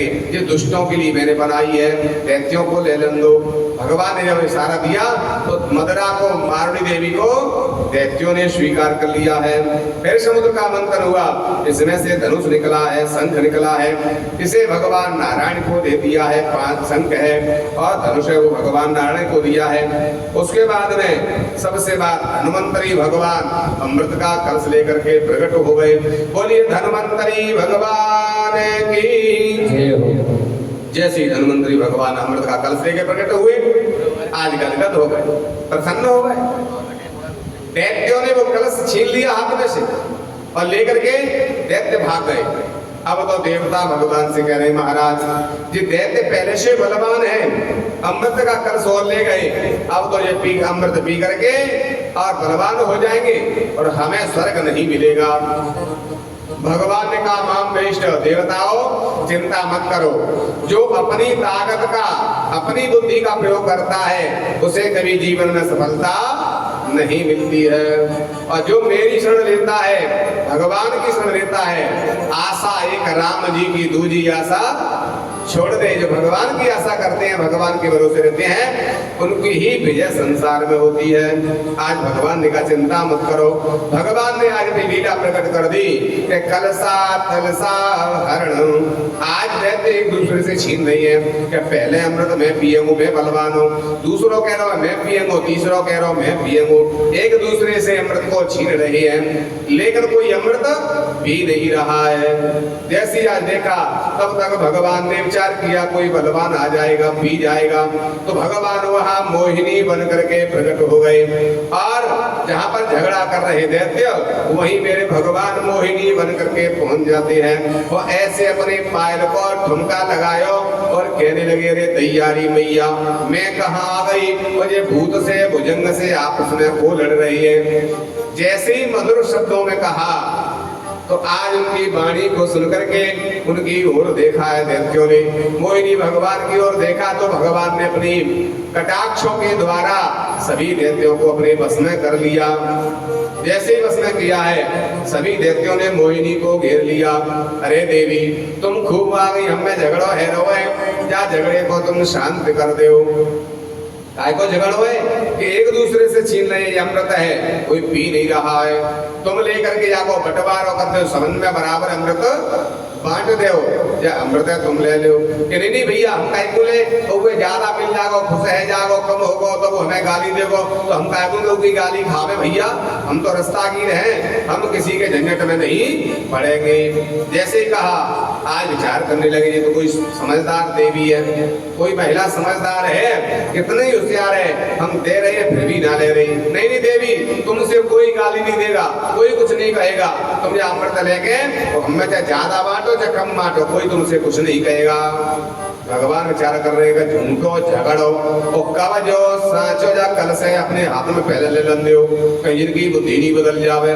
भगवान ने हाथ बढ़ाया और अमृत का कलश अपने हाथ में ले लिया। अमृत का कलश हाथ में लेकर के आज मुंबई नहीं भगवान कह रहे सुनो हम तो एक ही प्यावेंगे, ज्यादा झंझट में हम नहीं पड़ेंगे। तो देवता दैत्य कह रहे हैं एक है प्याजों पर झगड़ो तो शांत हो जाए हमारा। आज बोले भी नहीं हम एक नहीं प्यावेंगे, हम तो झाड़ पे कुरावेंगे, पेड़ पे कुरावेंगे। क्यों?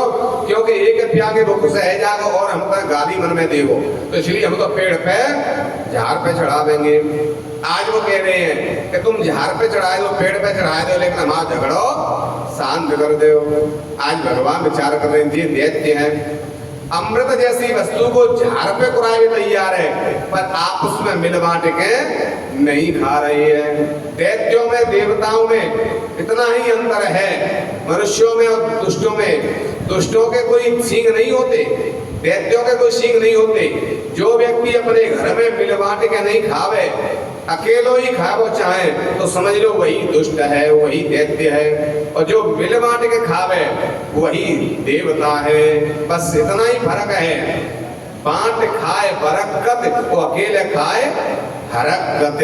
तो महाराज जो अकेला अपने लिए चाहे और किसी को कुछ नहीं मिले, ये दुष्ट के लक्षण है, ये दैत्य के लक्षण है। तो भगवान कहते सुनो पहले तुम पंक्ति लगा के बैठ जाओ, सबको बांटेंगे लाइन से। तो ये दूर कौन खड़े हैं कि देवता खड़े हैं, इन्होंने भी मंथन में सहायता की थी, समुद्र मंथन में। तो इन्हें भी बुलाए लो, ऐसा करो पत्रो पत्रो देवता ने प्याय देंगे और गाढ़ो गाढ़ो तुम्हें प्याय देंगे। पत्रो पत्रो प्याय देते बिन्नू तो मेहनत करिए और दूर से देख रही है तुम्हें प्यावेंगे। अगर नहीं दोगे तो वे देखेंगे तो तुम्हारे बचेगा नहीं, कल्पला जाएंगे, पलटी हो जाएगी तुम्हें। हाँ ठीक है, जो भगवान कह रहे मोहिनी उसी में हाँ में हाँ मिला रहे देती हो। कह पहले तुम स्नान कर ले समुद्र में, तब तक हम पत्रो पत्रो देवतन ने प्याय आवे, फिर तुम्हें लेन से बैठेगी, तुम्हें गाढ़ो गाढ़ो तुम्हें प्यावेंगे। सबरे दैत्य समुद्र में धम धम कूद गए स्नान करने, और मोहिनी भगवान देवताओं के पास पहुंच गए। सारा किए जल्दी से बैठ जाओ, काय को पत्रो काय को गाढ़ो, इतने दुष्ट है ये, इन्हें कोई इन्हें ज्ञान ही नहीं है। भगवान ने सारथी सब देवता बैठ जाओ, सबरे देवता बैठ गए। भगवान आज अपने हाथ से अमृत बांटते हुए जा रहे हैं। एक सुरभानु नाम का दैत्य था दैत्यों में, उसने विचार किया कि आसपास कोई गांव नहीं है, तो इतनी सुकुमार कन्या कहां से आ गई यहाँ समुद्र के किनारे, मुझे तो कोई गड़बड़ लग रही है। और पर होगी सो बने रहेगी, लाओ पहले पत्रो पत्रो पी आवे देवतने में, और गाढ़ो गाढ़ो दैत्य ने भैया में पी लेंगे। कछु लोगों ने को खाएबे की नीयत ज्यादा हो गए, जब शादी पंगति होए तो पहले पहुंच जाए और देखे अरे भैया हम तो लड़की बात अंते आए कार्ड लगाओ तो पंगति में का फरसती का खवा रही है, तो पत्तल को भोजन खा ले पहले वहाँ, और फिर बारात आ जाए तो बाराती में मिल जाए कि हम तो लड़का बात अंते कार्ड आयो, तो बफर में कहाँ बनाओ है, तो बहुए खाया हुए, तो खावे के लिए जाता कई लोग, तो उनके लिए खाने के लिए जीते हैं। कई लोग तो जीने के लिए खाते हैं, कुछ खाने के लिए जीते हैं, कहाँ खाने में। तो ये सूर्यभानु नाम का दैत्य विचार किया कि पहले पत्रो पत्रो पी आवे देवतने में, और गाढ़ो गाढ़ो भैयन के संग पी खा मिलेगो ही हमें। आज सुंदर रूप बना करके और एक मोहनी सूर्य में नहीं, एक चंद्रमा में बीच में घुस गए बैठ गया ये दैत्य सूर्यभानु। भगवान ने तो पहचान लिया, क्योंकि भगवान तो घटघटवासी है, अंतर्यामी है, लेकिन विचार किया अब ये लाइन में बैठे होगा तो यार छेकना नहीं चाहिए, क्योंकि पंगति में अगर कोई बैरी भी क्यों नहीं बैठ जाए उसको छेकना नहीं चाहिए, नहीं तो पंक्ति भेद का पाप परसने वाले को पाप लग जाता है। या तो परस करो मत, और परस कर रही है तो उसमें ना तो कोई अपना है ना पराया है, परसने वाले को एक समान परस करनी चाहिए, नहीं तो पाप लग जाता है। तो इसलिए भगवान ने पाप से बचने के लिए सूर्य को दिया, सूर्यभानु को दिया और चंद्रमा को दिया है। इधर सूर्य चंद्रमा ने विचार किया कि लगता है भगवान जल्दी में बांट रहे हैं, तो ध्यान नहीं दे पाए, ये राक्षस बैठा है, दुष्ट बैठा है। तो जैसे ही देखा तो आज महाराज ये दुष्ट है, इसको मत दो, नहीं तो ये हमें परेशान करेगा। भगवान से इशारा किया तो भगवान ने अपनी ग्रंथ का चक्र बना करके और सूर्यभानु की गर्दन में जो चक्र दिया, तब तक तो वो अमृत पी गया। तो सुदर्शन चक्र के लगते ही आज गर्दन कट गई सुरभानु की, तो यहाँ 1 से 2 हो गए। अमृत पीने से मृत्यु नहीं हुई, ये अमर हो गया था, तो 1 से 2 दैत्य हो गए। तो इनके नाम हो गए राहु और केतु। भगवान कहते हैं चलो कोई बात नहीं है, तुमने अमृत पी लिया और हमारी बात मान जाओगे तो तुम्हें देवताओं में पूजा करवा देंगे। अब तक हमारे पास 7 ग्रह हैं, अब कितने हो जाएंगे? 9 ग्रह जाएंगे। 2 तुम मिल जाओगे 7 ग्रह पहले के, और 2 तुम मिल जाओगे तो 9 ग्रह पूजन सब जगह होता है। सबसे पहले नवग्रह ही रखे जाते हैं। छोटी से छोटी काम होगा, चाहे नींव क्यों नहीं लग रही हो, तो भी पटावे नवग्रह रखे जाते हैं। सत्यनारायण की कथा होगी तो नवग्रह रखे जाएंगे, और बड़े से बड़ा कार्य हो उसमें भी नवग्रह रखे जाते हैं। छोटे से छोटे, बड़े से बड़ा कार्य होगा, नवग्रहों की पूजा सबसे पहले होगी। तुम्हारी रोज पूजा होगी, और अगर तुम दैत्यों से कहोगे तो तुम्हें कुछ भी मिलने वाला नहीं है। अब सुरभानु ने विचार करो कि भैया ने जाएंगे क्या करेंगे? दुष्ट हैं, दैत्य हैं, कोई उनका सम्मान नहीं करता, कोई पूजा नहीं करता। भैया जाए पहाड़ों में, हम तो देवतन में रोज पूजेंगे। सुजाए के शांत है कि राहु और केतु बैठ गए। भगवान ने सभी देवताओं को अमृत पिला दिया, और जिस दिन जिसको ध्यान आता है सुरभानु को मेरी गर्दन कौन ने कटवाई, सूर्य और चंद्रमा ने इशारा किया, तो जाकर के कभी राहु सूर्य को दबा लेता है तो सूर्य ग्रहण हो जाता है, कभी चंद्रमा को ग्रसित कर लेता है तो चंद्र ग्रहण। ये ग्रहण होता है, ये कोई और नहीं है, वही है सुरभानु नाम का दैत्य राहु, ये सूर्य चंद्रमा को ग्रसित कर लेता है कि इन्होंने मेरी गर्दन कटवा दी, नहीं तो मेरा शरीर देवताओं जैसा होता। और एक जगह तो राहु मूड है, तो एक जगह हाथ पैर है, अलग अलग हो गया है। तो महाराज तभी से ग्रहण पड़ने लगे हैं, सूर्य ग्रहण और चंद्र ग्रहण तभी से पड़ते हैं। और भगवान ने देवताओं को अमृत पिलाया। दैत्य बैठे हुए थे तो दैत्यों के पास भगवान पहुंचे, तो जाकर के जैसे ही पहुंचे हैं और यहाँ एक डंडूरा सो आयो और डारे दोहनी जे गई मोहनी के भो गई मोहनी। डंडूरा सो आयो, ना वहाँ कोई मोहनी, ना कोई अमृत, ना कोई कलश, खाली कलश वहाँ पड़ा हुआ है। अब तो दैत्यों ने कहा तो हमारे साथ में छल हो गया। देवता दैत्यों में युद्ध होने लगा। देवताओं ने अमृत भी पी लिया, लक्ष्मी भी आ गई, भगवान का आशीर्वाद, आज देवताओं की विजय हो गई। देवासुर संग्राम में समुद्र के किनारे सभी दैत्य पराजित हो गए और देवताओं की विजय हुई, और देवताओं ने जाके स्वर्ग का राज्य प्राप्त किया। बोली वृंदावन बिहारी लाल की जय। आज दैत्यों के जो गुरु थे शुक्राचार्य जी, जब उनको पता चला कि हमारे शिष्यों के साथ में भगवान ने छल कर दिया, मोहिनी बन करके अमृत देवताओं को पिला दिया। आज शुक्राचार्य जी पहुंच गए समुद्र के किनारे। बलि महाराज मृतक पड़े हुए हैं, समुद्र से उनको निकाल करके वो अपनी विद्या के द्वारा, शुक्राचार्य पे ऐसी विद्या थी कि मरे हुए को जिंदा करने की ताकत थी। ये देवताओं के गुरु बृहस्पति के पास नहीं थी, दैत्यों के गुरु जो शुक्राचार्य हैं उनके पास ये विद्या थी। अमृत संजीवनी विद्या के द्वारा आज बलि महाराज को दोबारा से जिंदा कर दिया गुरु महाराज ने, शुक्राचार्य जी ने। आज जैसे दोबारा से जीवित हुए, पुनर्जीवन प्राप्त हुआ, तो शुक्राचार्य की, गुरुदेव की आपको समर्पण भाव से चरणों में लेट गए और सेवा करने लगे। समर्पण भाव से सेवा की। देखो, एक सेवा होती है अपने मतलब के लिए, हम पे कोई कष्ट है तो आगे पीछे गुरु के घूम रही है, महाराज कष्ट को दूर करो, ये हो गई मतलब की सेवा।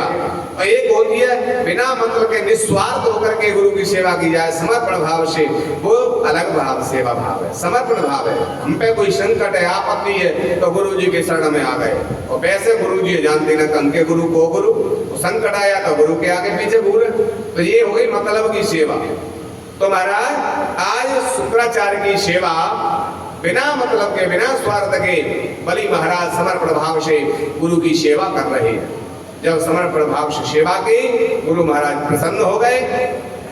गुरु ने आशीर्वाद दिया, जाओ बलि, मैं तुम्हें आशीर्वाद देता हूं कि तुम्हारी स्वर्ग में विजय होगी। देवताओं ने अमृत पी लिया है, फिर भी उनकी पराजय हो जाएगी। मेरे कहे अनुसार आप चलिए, आप ब्राह्मणों को बुलाओ और ब्राह्मणों के द्वारा विजय यज्ञ करो, उसमें से रथ निकलेगा, उसमें बैठ के तुम जाओगे। ब्राह्मणों के आशीर्वाद से तुम्हें देवता नहीं हरा पाएंगे, तो पराजय हो जाएंगे अमृत पीने के बाद भी। कि नहीं महाराज मेरी स्वर्ग लेने की कोई इच्छा नहीं, शुक्राचार्य करे हमारा आशीर्वाद है, तुम इस काम को करो। गुरुदेव ने जब आदेश किया तो आज बलि महाराज ने ब्राह्मणों को बुलवाया और ब्राह्मणों के द्वारा ऐसी यज्ञ की कि उसमें से विजय रथ प्राप्त हो गया। और ब्राह्मणों ने आशीर्वाद दिया बलि के लिए, बलि जाओ हमारा आशीर्वाद है, इस रथ में बैठ के आप स्वर्ग में जाओ, आपको देवता नहीं हरा पाएंगे। ब्राह्मणों के आशीर्वाद से रथ में बैठ करके बलि महाराज जैसे स्वर्ग में पहुंचे तो इनके रथ में इतना तेज है कि सभी देवता उनकी ओर, बलि की ओर देख भी नहीं पा रही है। ये ब्राह्मणों का आशीर्वाद है। अमृत पीने वाले देवता भी आज उस रथ की ओर देख नहीं पा रहे हैं आशीर्वाद से। सभी देवता पराजय हो गए, तेजहीन हो गए उस रथ के सामने, बलि के सामने। अपने स्वर्ग को छोड़ करके सभी देवता फिर भाग जाते हैं। स्वर्ग के राजा दोबारा से बलि महाराज हो गए। जब बलि महाराज स्वर्ग में विराजमान हो गए सिंहासन पर, तो उनके गुरु शुक्राचार्य जी भी स्वर्ग में पहुंच गए और कहते हैं, अरे बलि अभी तो हमने और ब्राह्मणों के आशीर्वाद से तुम्हारी विजय हो गई, लेकिन वास्तव में इस पद पे बैठना है तो तुम्हें अश्वमेध यज्ञ करनी होगी। जो 100 अश्वमेध यज्ञ कर लेता है वही इंद्र पद पर बैठने का अधिकारी होता है। जो शतक्रतु होता है वही इंद्र पद का अधिकारी होता है।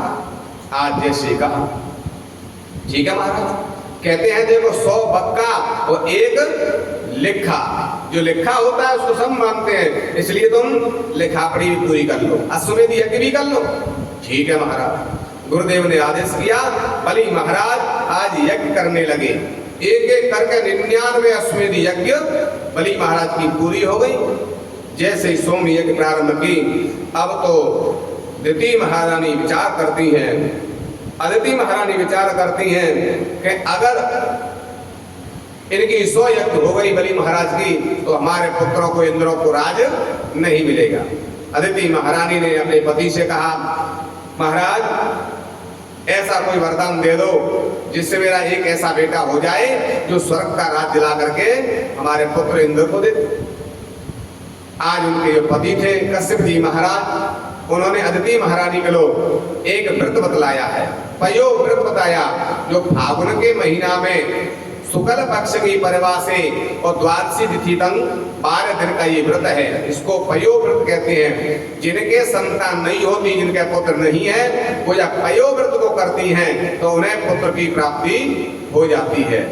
और साल में एक ही बार आता है, फागुन के शुक्ल पक्ष की परिवार से और द्वादशी तिथि तक सिर्फ गाय, देसी गाय के दूध को पी करके ही व्रत किया जाता है और कुछ नहीं इसमें लेते हैं। और जंगल के जो जंगली सुअर हैं उनकी जो मिट्टी ला करके उनके भगवान विष्णु भगवान बनाए जाते हैं और उनकी पूजा की जाती है। और जंगली सुअर की मिट्टी शरीर से लगा करके स्नान किया जाता है। इस विधि से 12 दिन जो व्रत करते हैं उन्हें सुंदर पुत्र की प्राप्ति होती है। आज अदिति महारानी ने व्रत किया है पयोव्रत। इसके करने से आज अदिति महारानी के यहाँ भगवान की कृपा से सुंदर बालक का जन्म हुआ। भादों का महीना शुक्ल पक्ष है, द्वादशी तिथि है। अभिजित मुहूर्त में आज भगवान अदिति के सामने प्रकट हो गए। बोलिए वामन भगवान की जय हो। भगवान का रूप कितना बड़ा है, वामन अंगुर का है। ऐसे वामन भगवान वहां प्रकट हो गए। अदिति महारानी ने कहा, माँ क्या चाहती हो मुझसे? तो बेटा तुम जाकर के स्वर्ग से स्वर्ग छीन करके मेरे पुत्र इंद्र को दे दो। तो आज वामन भगवान कहते हैं अदिति मैया से, मैया आज बलि महाराज के ऊपर गुरु का आशीर्वाद है। जिसके पास गुरु का आशीर्वाद होता है उसे कोई पराजित नहीं कर सकता। मैं भगवान होकर के भी उसे पराजित नहीं कर पाऊंगा, युद्ध करूंगा तो। लेकिन तुम कहो तो मांग के ला सकता हूँ। हाँ बेटा मांग के ले आओ, लेकिन स्वर्ग का राज्य हमारे पुत्र देवताओं को दे दो। तो आज वामन भगवान की जब प्रकट हुए, सभी देवताओं ने फूलों की वर्षा की है। ब्रह्मा जी ने आकर के यज्ञोपवीत संस्कार किया है और सभी ऋषियों ने उनको अपना अपना आशीर्वाद दिया, गोसाएं दी है, यज्ञोपवीत दिया है। अन्नपूर्णा ने भिक्षा पात्र में भिक्षा डाली है। सभी देवताओं ने अपना अपना आशीर्वाद दिया और आकाश ने छत्र दिया है, छाता लगा करके, छत्र लगा करके आज वामन भगवान बलि की यहाँ यज्ञ में जा रही है। जहाँ बलि महाराज की 99 अश्वमेध यज्ञ हो चुकी हैं, उस यज्ञ में जा रहे थे। जैसे ही वामन भगवान यज्ञ में पहुंचे बलि के यहाँ, बड़ा तेज है वामन भगवान, इतना तेज देख करके बलि महाराज यज्ञ कर रहे थे तो यज्ञ से खड़े हो गए। शुक्राचार्य ने करे बलि बीच में यज्ञ में कैसे खड़े हो गए कि लगता है महाराज सूर्य देव आ रही है, लगता हमारे यज्ञ में, तो उनके लिए सूर्य नारायण भगवान की पूजा करना चाहते। आज वो कहते हैं सूर्य नारायण भगवान नहीं आते कहीं भी, ये तो ब्राह्मण का बालक है। शुक्राचार्य के मुंह से सुनकर बलि कहता है इतना तेजस्वी ब्राह्मण का बालक, सूर्य के समान इतना तेज है, ऐसे तेजस्वी ब्राह्मण, तपस्वी ब्राह्मण के तो मैं यज्ञ में पधारे हैं, मैं उनका सम्मान करना चाहता हूँ। क्योंकि यज्ञ करता परिषद का धर्म होता है, कोई भी संत आए, कोई भी यज्ञ में ब्राह्मण आए, उनका सम्मान करना ये परिषद का धर्म होता है। तो महाराज मैं इस ब्राह्मण का सम्मान करना चाहता हूँ। हाँ बलि ये जरूरी है, कोई ब्राह्मण संत आए उनकी सेवा करना, सम्मान करना, ये परिषद का धर्म है। जाओ उनका सम्मान करके आओ, फिर यज्ञ करनी है। आज जाकर के पहुंच गए, चरणों में प्रणाम किया है वामन भगवान के बलि महाराज ने और कहा अरे ब्राह्मण देवता आप हमारे यज्ञ में पधारे, हमारी यज्ञ सफल हो गई। आपके चरण पड़े, ऐसे तपस्वी ब्राह्मण और संतों के जब चरण पड़ते हैं वो यज्ञ सफल हो जाती है। जिसके घर में चरण पड़ जाए वो घर धन्य हो जाता है, पवित्र हो जाता है, वो मंदिर बन जाता है वो घर। तो आज कहिए मेरे यज्ञ में आए, मैं आपकी क्या सेवा करूं? नहीं बलि महाराज कोई भी सेवा नहीं, कुछ भी नहीं चाहिए, बस तेरी यज्ञ में तेरा नाम बहुत सुना है हमने। 99 अश्वमेध यज्ञ करने वाला दैत्यों में एक पहला व्यक्ति है। आपने यज्ञ किए, आपके वंश की जय जयकार हो, आपकी जय जयकार हो, जो प्रशंसा की वामन भगवान ने। अब तो बलि महाराज और प्रसन्न हो गए। अरे महाराज हम क्षत्रिय हैं, आप ब्राह्मण हैं, आपको हमारा सम्मान नहीं, हम आपका सम्मान करेंगे। आप हमारे यज्ञ में आए और आपको क्या दक्षिणा चाहिए? नहीं हम कोई कर्म नहीं किया है, जब तक हम कोई काम नहीं करते, पूजा पाठ नहीं करते, बिना कर्म के दक्षिणा नहीं लेते। क्योंकि कर्म करते हैं उसमें जो दक्षिणा मिल जाती है तो वो हमारा पारिश्रम है, और बिना परिश्रम के अगर दक्षिणा लेंगे तो हमारा जितना पुण्य है वो सब चला जाता है। बिना परिश्रम के कोई दक्षिणा नहीं लेना चाहिए, नहीं तो हमारा पुण्य चला जाता है। तो इसलिए हमने कोई काम नहीं किया, हम दक्षिणा नहीं लेंगे। नहीं महाराज ब्राह्मण संत का तो काम है दक्षिणा लेना, आपको दक्षिणा लेनी पड़ेगी। नहीं हम नहीं लेंगे, मना कर दिया, बहुत ज्यादा आग्रह किया लेकिन दक्षिणा नहीं ली। तो आज कहने लगे बलि महाराज वामन भगवान से, सुनो अगर आप दक्षिणा नहीं ले रहे तो जी बताओ आपका विवाह हो गया? कि नहीं विवाह तो नहीं हुआ। तो तुम कहो तो तुम्हारे जैसे वामन अंगुल की ब्राह्मण की कन्या लायक है वो तुम्हारा विवाह करा दे। कि नहीं विवाह नहीं करेंगे, विवाह के चक्कर में नहीं पड़ेंगे। क्यों? अरे भैया विवाह का तो बहुत झंझट है, हमने सुना है कि देखो अबे तो कहीं भी चले जाओ, कहीं भी रुक जाओ, तो जब विवाह हो जाएगा तो देवी जी कहेंगी कि ले आओ हमारे लिए साड़ी ले आओ, गहने ले आओ। तो इतनी आवक है नहीं, कहाँ से लाएंगे उनके गहने, उनके श्रृंगार, उनके लिए साड़ी?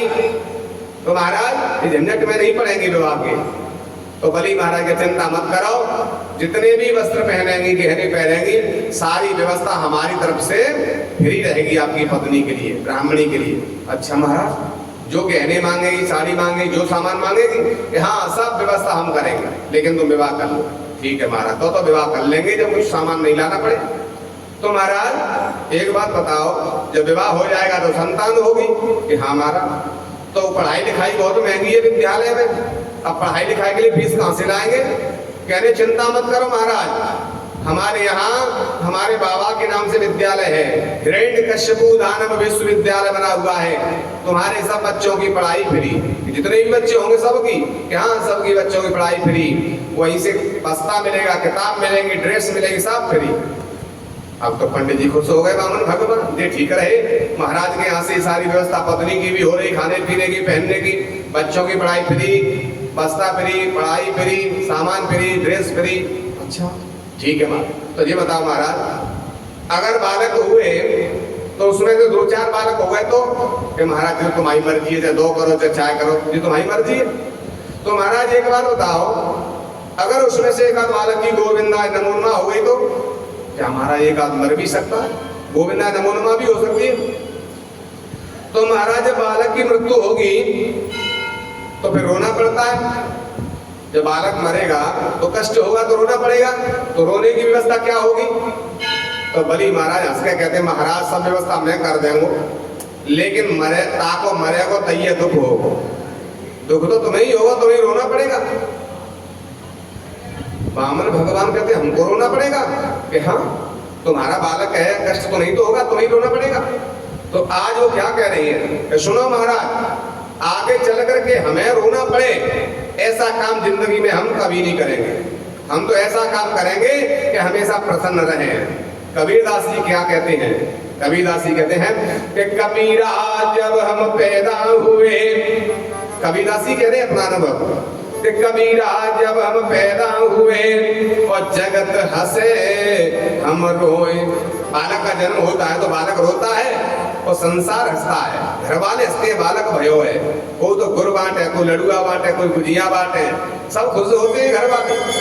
तो जब बालक रो रहा है और संसार के लोग हंस रहे हैं। कबीरदास जी कहते हैं कि कबीरा जब हम पैदा हुए और जगत हंसे हम रोए, और ऐसी करनी कर चलो कि हम हंसे जग रोए। महाराज हम तो ऐसा काम करेंगे कि आगे हमें रोना पड़े, ऐसा काम नहीं करेंगे। हम तो ऐसा काम करेंगे कि हम हंसे और जग रोए। जब हमारी मृत्यु हो तो संसार हमारे लिए रोए। याद करें कि ऐसा व्यक्ति मरना नहीं चाहिए। ये तो बहुत ही सिद्ध पुरुष हैं, सिद्ध महापुरुष हैं, बड़ा तेजस्वी है, ऐसे तो मरना नहीं चाहिए ना। जैसे हमारे गुरुदेव के जो बीमारी है, सब लोग कष्ट में हैं, सब भक्त उनके लिए कुछ न कुछ पूजा पाठ करा रहे हैं। कोई महामृत्युंजय, कोई सच्चंडी, कोई रामायण के पाठ, कोई भागवत के पाठ। कह रहे महाराज मरना नहीं चाहिए। तो महाराज ऐसे कर्म करो कि संसार भी हमारे लिए रोए, हम हंसे जगत, हम हंसे जग रोए। ऐसा कर्म करके चलो। इसलिए बच्चों के लिए आगे जाके रोना पड़े, समस्या आए तो रोना पड़े, ऐसा काम हम झंझट में नहीं पड़ेंगे। आज मना कर दिया बलि महाराज से कि हम विवाह नहीं करेंगे जिसमें आगे जाके हमें ही रोना पड़े, इसलिए हम विवाह नहीं करेंगे। अब तो बलि महाराज जैसे तैसे सारी व्यवस्था करी, फिर भी आज मना कर दिया। कहने लगे तो महाराज और क्या तुम्हारा कुछ दक्षिणा नहीं, हम ना दक्षिणा लेंगे ना विवाह करेंगे, कुछ नहीं चाहिए, बस तेरी यज्ञ में आए हैं। नहीं महाराज कुछ तो लेना पड़ेगा, जब हमारी यज्ञ में आए हैं खाली हाथ तो नहीं जाने देंगे। ज्यादा आग्रह करने लगे तो कहते बलि अगर तुझे देना है तो हम 3 पग भूमि मांगते आपसे। क्यों? क्योंकि जहाँ भी भजन करने बैठते हैं और जिसकी जमीन होती है समय नहीं आ जाए, महाराज खड़े हैं, झाड़ू लगानी है तो बैठ के भजन नहीं करने देता कोई। और जब हमारी जगह होगी तो कोई हमको खड़ा नहीं करेगा, चाहे रात में भजन करें, चाहे सवेरे करें, चाहे दिन में करें, वो हमारी होगी। तो 3 पग भूमि हमें सपने, और वो भी अपने पैर से नापेंगे। बलि महाराज हंसने लगे, महाराज पूरा शरीर तो 3 बिलायन को है, 52 अंगों को पूरा शरीर है, और तुम्हारे नेक से पैर हैं, कितनों आवे वो हमें सो नहीं पावे हुए। कह रहे सोने के लिए नहीं ले रहे, हम तो भजन करने ले रहे हैं, पालती बना के भजन करने बैठ जाए, बस इतनी चाहिए, ज्यादा नहीं चाहिए। क्योंकि ज्यादा कमाओगे तो और के लिए, और कम कमाओगे तो अपने लिए। इसलिए मऊ को ज्यादा रस लाती है, लाला के रस छता में रखती है और दूसरा टोर के ले जाता है, धुआं देता है, उड़ा देता है, पूरा रस पराग ले जाता है, शहद ले जाता है। इसलिए ज्यादा करोगे जोड़ोगे तो किसी और को ही है, कोई और ही खाएगा। इसलिए इतना कमाओ कि बस अपनी व्यवस्था चल जाए। साईं इतना दीजिए जामे कुटुंब समाए, और मैं भी भूखा ना रहूं सो साधन भूखो। हे प्रभु ऐसी कृपा करो कि अतिथि का सम्मान हो जाए, कोई आए उसका सम्मान हो जाए, वो बस हमारा उधर भरण चलता रहे और हमें कुछ भी नहीं चाहिए। क्योंकि ना कोई लेके आया है ना कोई लेके जाएगा, फिर काय के लिए झंझट में पड़े। हमें तो बस 3 बिलान दे दो, कह लो हमारा नाप लो, नहीं नहीं ऐसे नहीं, संकल्प करेगा तो लेंगे, अन्यथा हम नहीं लेंगे। जैसे यह संकल्प की बात आई तब तक शुक्राचार्य जी आ गए। शुक्राचार्य जी ने कहा एक बली क्या बात है, बहुत देर हो गई, चलो यज्ञ नहीं करना। अरे महाराज जैसे तैसे ये ब्राह्मण आज हमने दक्षिणा पे तैयार किया है, दक्षिणा नहीं ले रहा था, विवाह की गई तो विवाह भी मैंने कर दिया, और आज कह रहा 3 पग भूमि लेंगे, वो भी अपने पैर से 3 पग भूमि। अच्छा ध्यान लगा के विचार संकल्प पे जोर क्यों दे रहा है? शुक्राचार्य गुरु ने ध्यान लगाया, जो देखा बलि संकल्प कर दिया क्या कि नहीं, तो अब संकल्प मत करे, मने कर दे जाते। क्यों कि महाराज कोई ब्राह्मण नहीं है, ब्राह्मण का बालक नहीं है, इसको ब्राह्मण का बालक मन समझे, ये तो त्रिलोकीनाथ है, और ये 2 पग में ये तीनों लोग नाप लेगा जाके। पैर छोटे मन समझे, बहुत बड़े पैर हैं इसके, 2 ही पग में तीनों लोग नाप लेगा, तीसरा पग इसका तो पूरा नहीं कर पाएगा। इसलिए शुक्राचार्य जी कह राजा बलि जिम दे दान जिमी को ये ठगिया देश दुनी को, राजा बलि जिम दे दान जिमी को ये ठगिया देश दुनी को, जाई ने हिरणा कुसुमारो बन के सिंह बनी को, राजा बलि जिम दे दान जिमी को ये ठगिया देश दुनी को, जाई ने भस्मासुर मारो धरि के भेसु जनी को, राजा बलि जिम दे दान जिमी को ये ठगिया देश दुनी को, राजा बलि जिम दे दान जिमी को। दान मत देना, संकल्प मत करना, ये कोई ब्राह्मण का बालक नहीं है, ये त्रिलोकीनाथ है, 3 लोक का नाथ है। जैसी आज कहा अब तो बलि महाराज और खुश हो गए कि मैं तो ब्राह्मण समझ के इसको दान दे रहा था, खाली हाथ नहीं जाने दे रहा था। वो आज भगवान नारायण आए हैं मेरे यहाँ, साक्षात भगवान आए हैं, इससे बड़ा मौका और क्या मिलेगा। सब संसार भगवान से मांगने जाते हैं, भगवान के दरबार में झोली फंसाते हैं, भगवान हमारे संकट दूर कर दो, हमारे लिए ये दे दो, हमें ये दे दो, सब भगवान से मांगते हैं। आज 3 लोग का नाथ मुझसे मांग रहा है, ये सौभाग्य आज तक किसी को नहीं मिला। गुरुजी अब मैं पीछे नहीं हटूंगा दान करने से, चाहे प्राण पीठ में से निकल जाए लेकिन दान अवश्य करूंगा, क्योंकि बात निकल जाती है, समय निकल जाता है और बात हमेशा के लिए अमर हो जाती है। चाहे हम मर जाएं लेकिन हम जैसा कर जाएंगे तो हमारी बातें अमर हो जाएंगी, कई पीढ़ियों तक चलती हैं। हम अमर नहीं है, हमें आज नहीं तो कल मरना है, सबको मरना है, लेकिन जैसा कर्म कर जाओगे वो गाथाएं जीवन भर हमारे वंश परंपरा में लोग कहते रहेंगे। इसलिए गुरुदेव आज मैं दान अवश्य करूंगा, जैसे आग्रह किया मैं तो संकल्प करूंगा। तो आज ज्यादा आग्रह करने लगे तो आज वो क्या कह रही है शुक्राचार्य, मेरी मां ने कही राजा नहीं तो पछताएगा, ये छलिया है तुझे छल ले जाए। मेरी बात मान जा गुरु की, क्या कह रहे हैं। मेरी मां ने कही राजा नहीं तो पछताएगा, ये ठगिया है भारी तुझे ठगे ले जाएगा।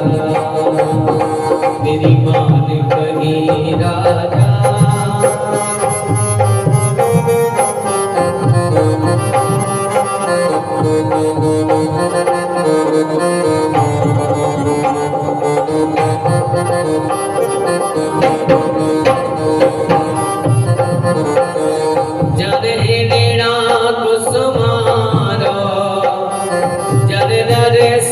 रूप धरो जाने हर नाक समारो, जाने हर नाक समारो, जाने रेणा को समारो और नर सिंह रूप धरो, जाने रेणा को समारो, जाने नर सिंह रूप धरो।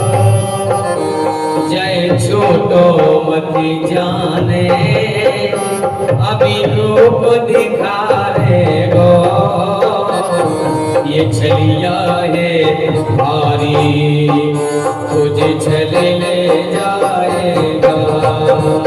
मेरी मां ने कही राजा मैं तू पछताएगा, तुझे चले ले जाए गो।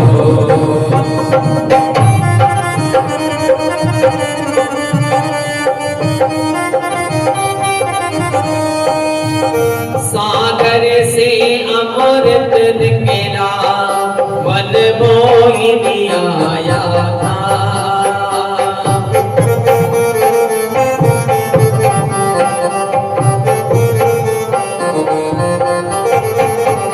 सागर से अमृत निकला वन मोहिनी आया था। दैत्यों को सीग दिखा अमृत देवों को पिलाया था। जय छोटो मत जानो अभी रूप दिखाएगा। ये छलिया है भारी तुझे छले ले जाएगा। ईमान कही राजा नहीं तो बच जाएगा। ये छलिया है भारी तुझे छले ले जाएगा। ये छलिया है भारी तुझे छले ले जाएगा।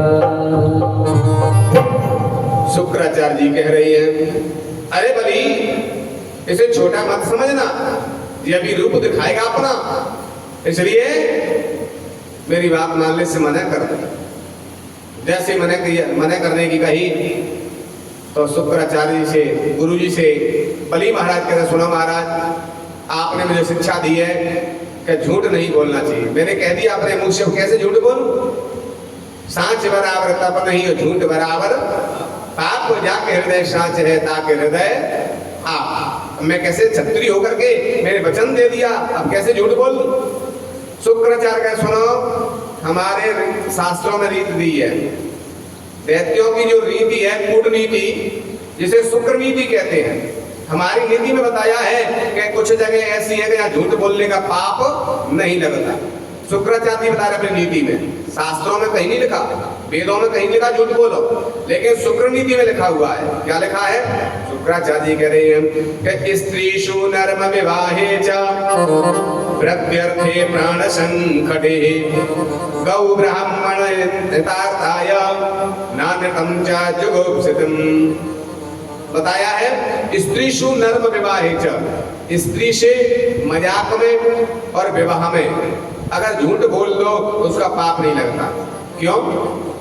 किसी बच्ची का जब संबंध करने जा रही थी और किसी ने पूछा भैया बताओ इनका घर कैसा है, कह दो चिंता मत करो पैसा बहुत हुआ जिन पे, और वहां झूठ बोल दिया। पैसे वाले पूछा भैया लड़की पे देवे कुछ होता है जिन पे, तो वहां झूठ बोल दो, चिंता मत कर, दिखावा नहीं कर दे। आप कुछ मांगना मत, अगर पैसे मांगोगे तो इतने ही मिलेंगे जितने मांगोगे, और नहीं मांगोगे तो इतनो देंगे कि तुम संभाल नहीं पाओगे। इनमें बहुत पैसा है, पुराना पैसा है, गढ़ो रखो है, दिखावा ना कर तकी, इसलिए मांगना मत। और पतो है ये मांगेंगे तो देवे को कचो तो हिलो ही ना, तो लड़की बात है, इसलिए उसकी बात बनाना चाहिए।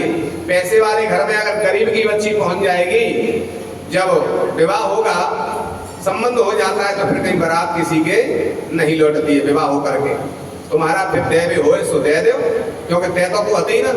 और बच्ची अच्छे घर में पहुंच गई पैसे वाले के यहाँ, तो जिंदगी भर तुम्हें दुआ देगी कि उनकी कहने से आज हमें अच्छा घर मिल गया, जिंदगी भर बच्ची की दुआ मिलेंगी। तो इसलिए उस समय झूठ बोलने का पाप नहीं लगेगा, वहां आशीर्वाद मिलेगा, बच्ची की दुआ मिलेगी। तो इसलिए किसी बच्ची का संबंध हो रहा है, लड़के वाले पूछे तो वहां झूठ बोल लो तो कोई पाप नहीं लगता। स्त्रीषु नर्म, मजाक चल रही है, कई लोग मजाक में लंबी लंबी फेंक देते हैं झूठी सांची, तो वहां झूठ बोलने मजाक में भी पाप नहीं लगता। स्त्रीषु नर्म विवाहे च, अपनी पत्नी से झूठ बोल जाए। जब कोई अपन कहीं से थके हुए आए हैं और सायंकाल को जैसे ही भोजन पे बैठे और पत्नी ने जाकर भोजन तो सामने रख दिया और हवा करने लगी और कहीं सुनते हो हमारे मायके में विवाह है, और अब देखो हमारी बहनें आ रही हैं, ऐसी ऐसी नई साड़ी ले पहन के आवेंगी और जो गहनों पहन के आवेंगी, हमारे लिए ले आए दो। वो घर में भुंजी भांगना हथगी काय ते ले आज होगा। तुमने कही कि हम पे कोई हिल्लो ना है तो वहीं पर महाभारत हो जाएगा। भोजन की थाली तो वहां पड़ी रहेगी और झगड़ा हो जाएगा। तो इसलिए वहां बताया है कि वहां अपनी धर्म पत्नी से झूठ बोल जाओ, कह दो चिंता मत करे तेव माई को थोड़ा ही है, हम आयु तो ससुराल है, हम आयु तो इज्जत है, चिंता मत कर। तू कहता है दोनों तो है पहराए के भेजेंगे ऊपर ते नीचे ना पीरी करके जाएगी सोने ते कहने दे के जाएगी, चिंता मत करे। और जब झूठ बोल रहे हुए और जब विवाह को समय आवे वो तो होए व्यवस्था तो कर दियो, नहीं तो जैसी जैसी कोई बात नहीं हो व्यवस्था हो तैसो पहुंचा दियो दे दियो। तो वहाँ खूब सेवा होगी तुम्हारी। और कहीं तुमने पहले ही मना कर दी तो तुम्हारी वहाँ भोजन बंद हो जाएंगे, महाभारत हो जाएगा। ब्याह तो बाद में होगा, पहले है घर में महाभारत हो जाएगा। इसलिए उस समय अपनी पत्नी से झूठ बोल जाओ तो पाप नहीं लगता है। बोली वृंदावन बिहारी लाल की, सदगुरुदेव भगवान की। तो स्त्रीषु नर्म विवाहे च वृद्धिर्थे प्राण संकटे गौ ब्राह्मण हितायम न पंचा जगत सुखम। इस जगह झूठ बोलने का पाप नहीं लगता है, शुक्राचार्य अपनी नीति में बता रहे हैं। बोली वृंदावन बिहारी लाल की, सदगुरुदेव भगवान की जय हो। आइए सभी गुरुदेव भगवान से प्रार्थना करते हैं, गुरु महाराज हमको आशीर्वाद, आप सबको आशीर्वाद देने आए हैं। सभी गुरु महाराज के चरणों में वंदना करेंगे। जो पीछे खड़े हुए हैं सभी बैठ जाएं, पीछे खड़े होकर के नहीं, आराम से बैठ करके गुरु महाराज की स्तुति करेंगे। बोलिए सदगुरुदेव भगवान की, सभी स्तुति करें। गुरुदेव कृपा करके मुझको अपना लेना, गुरुदेव कृपा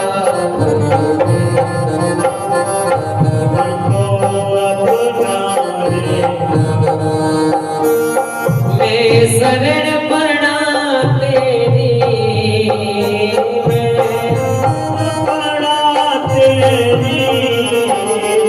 चरणों में जगत तेरा।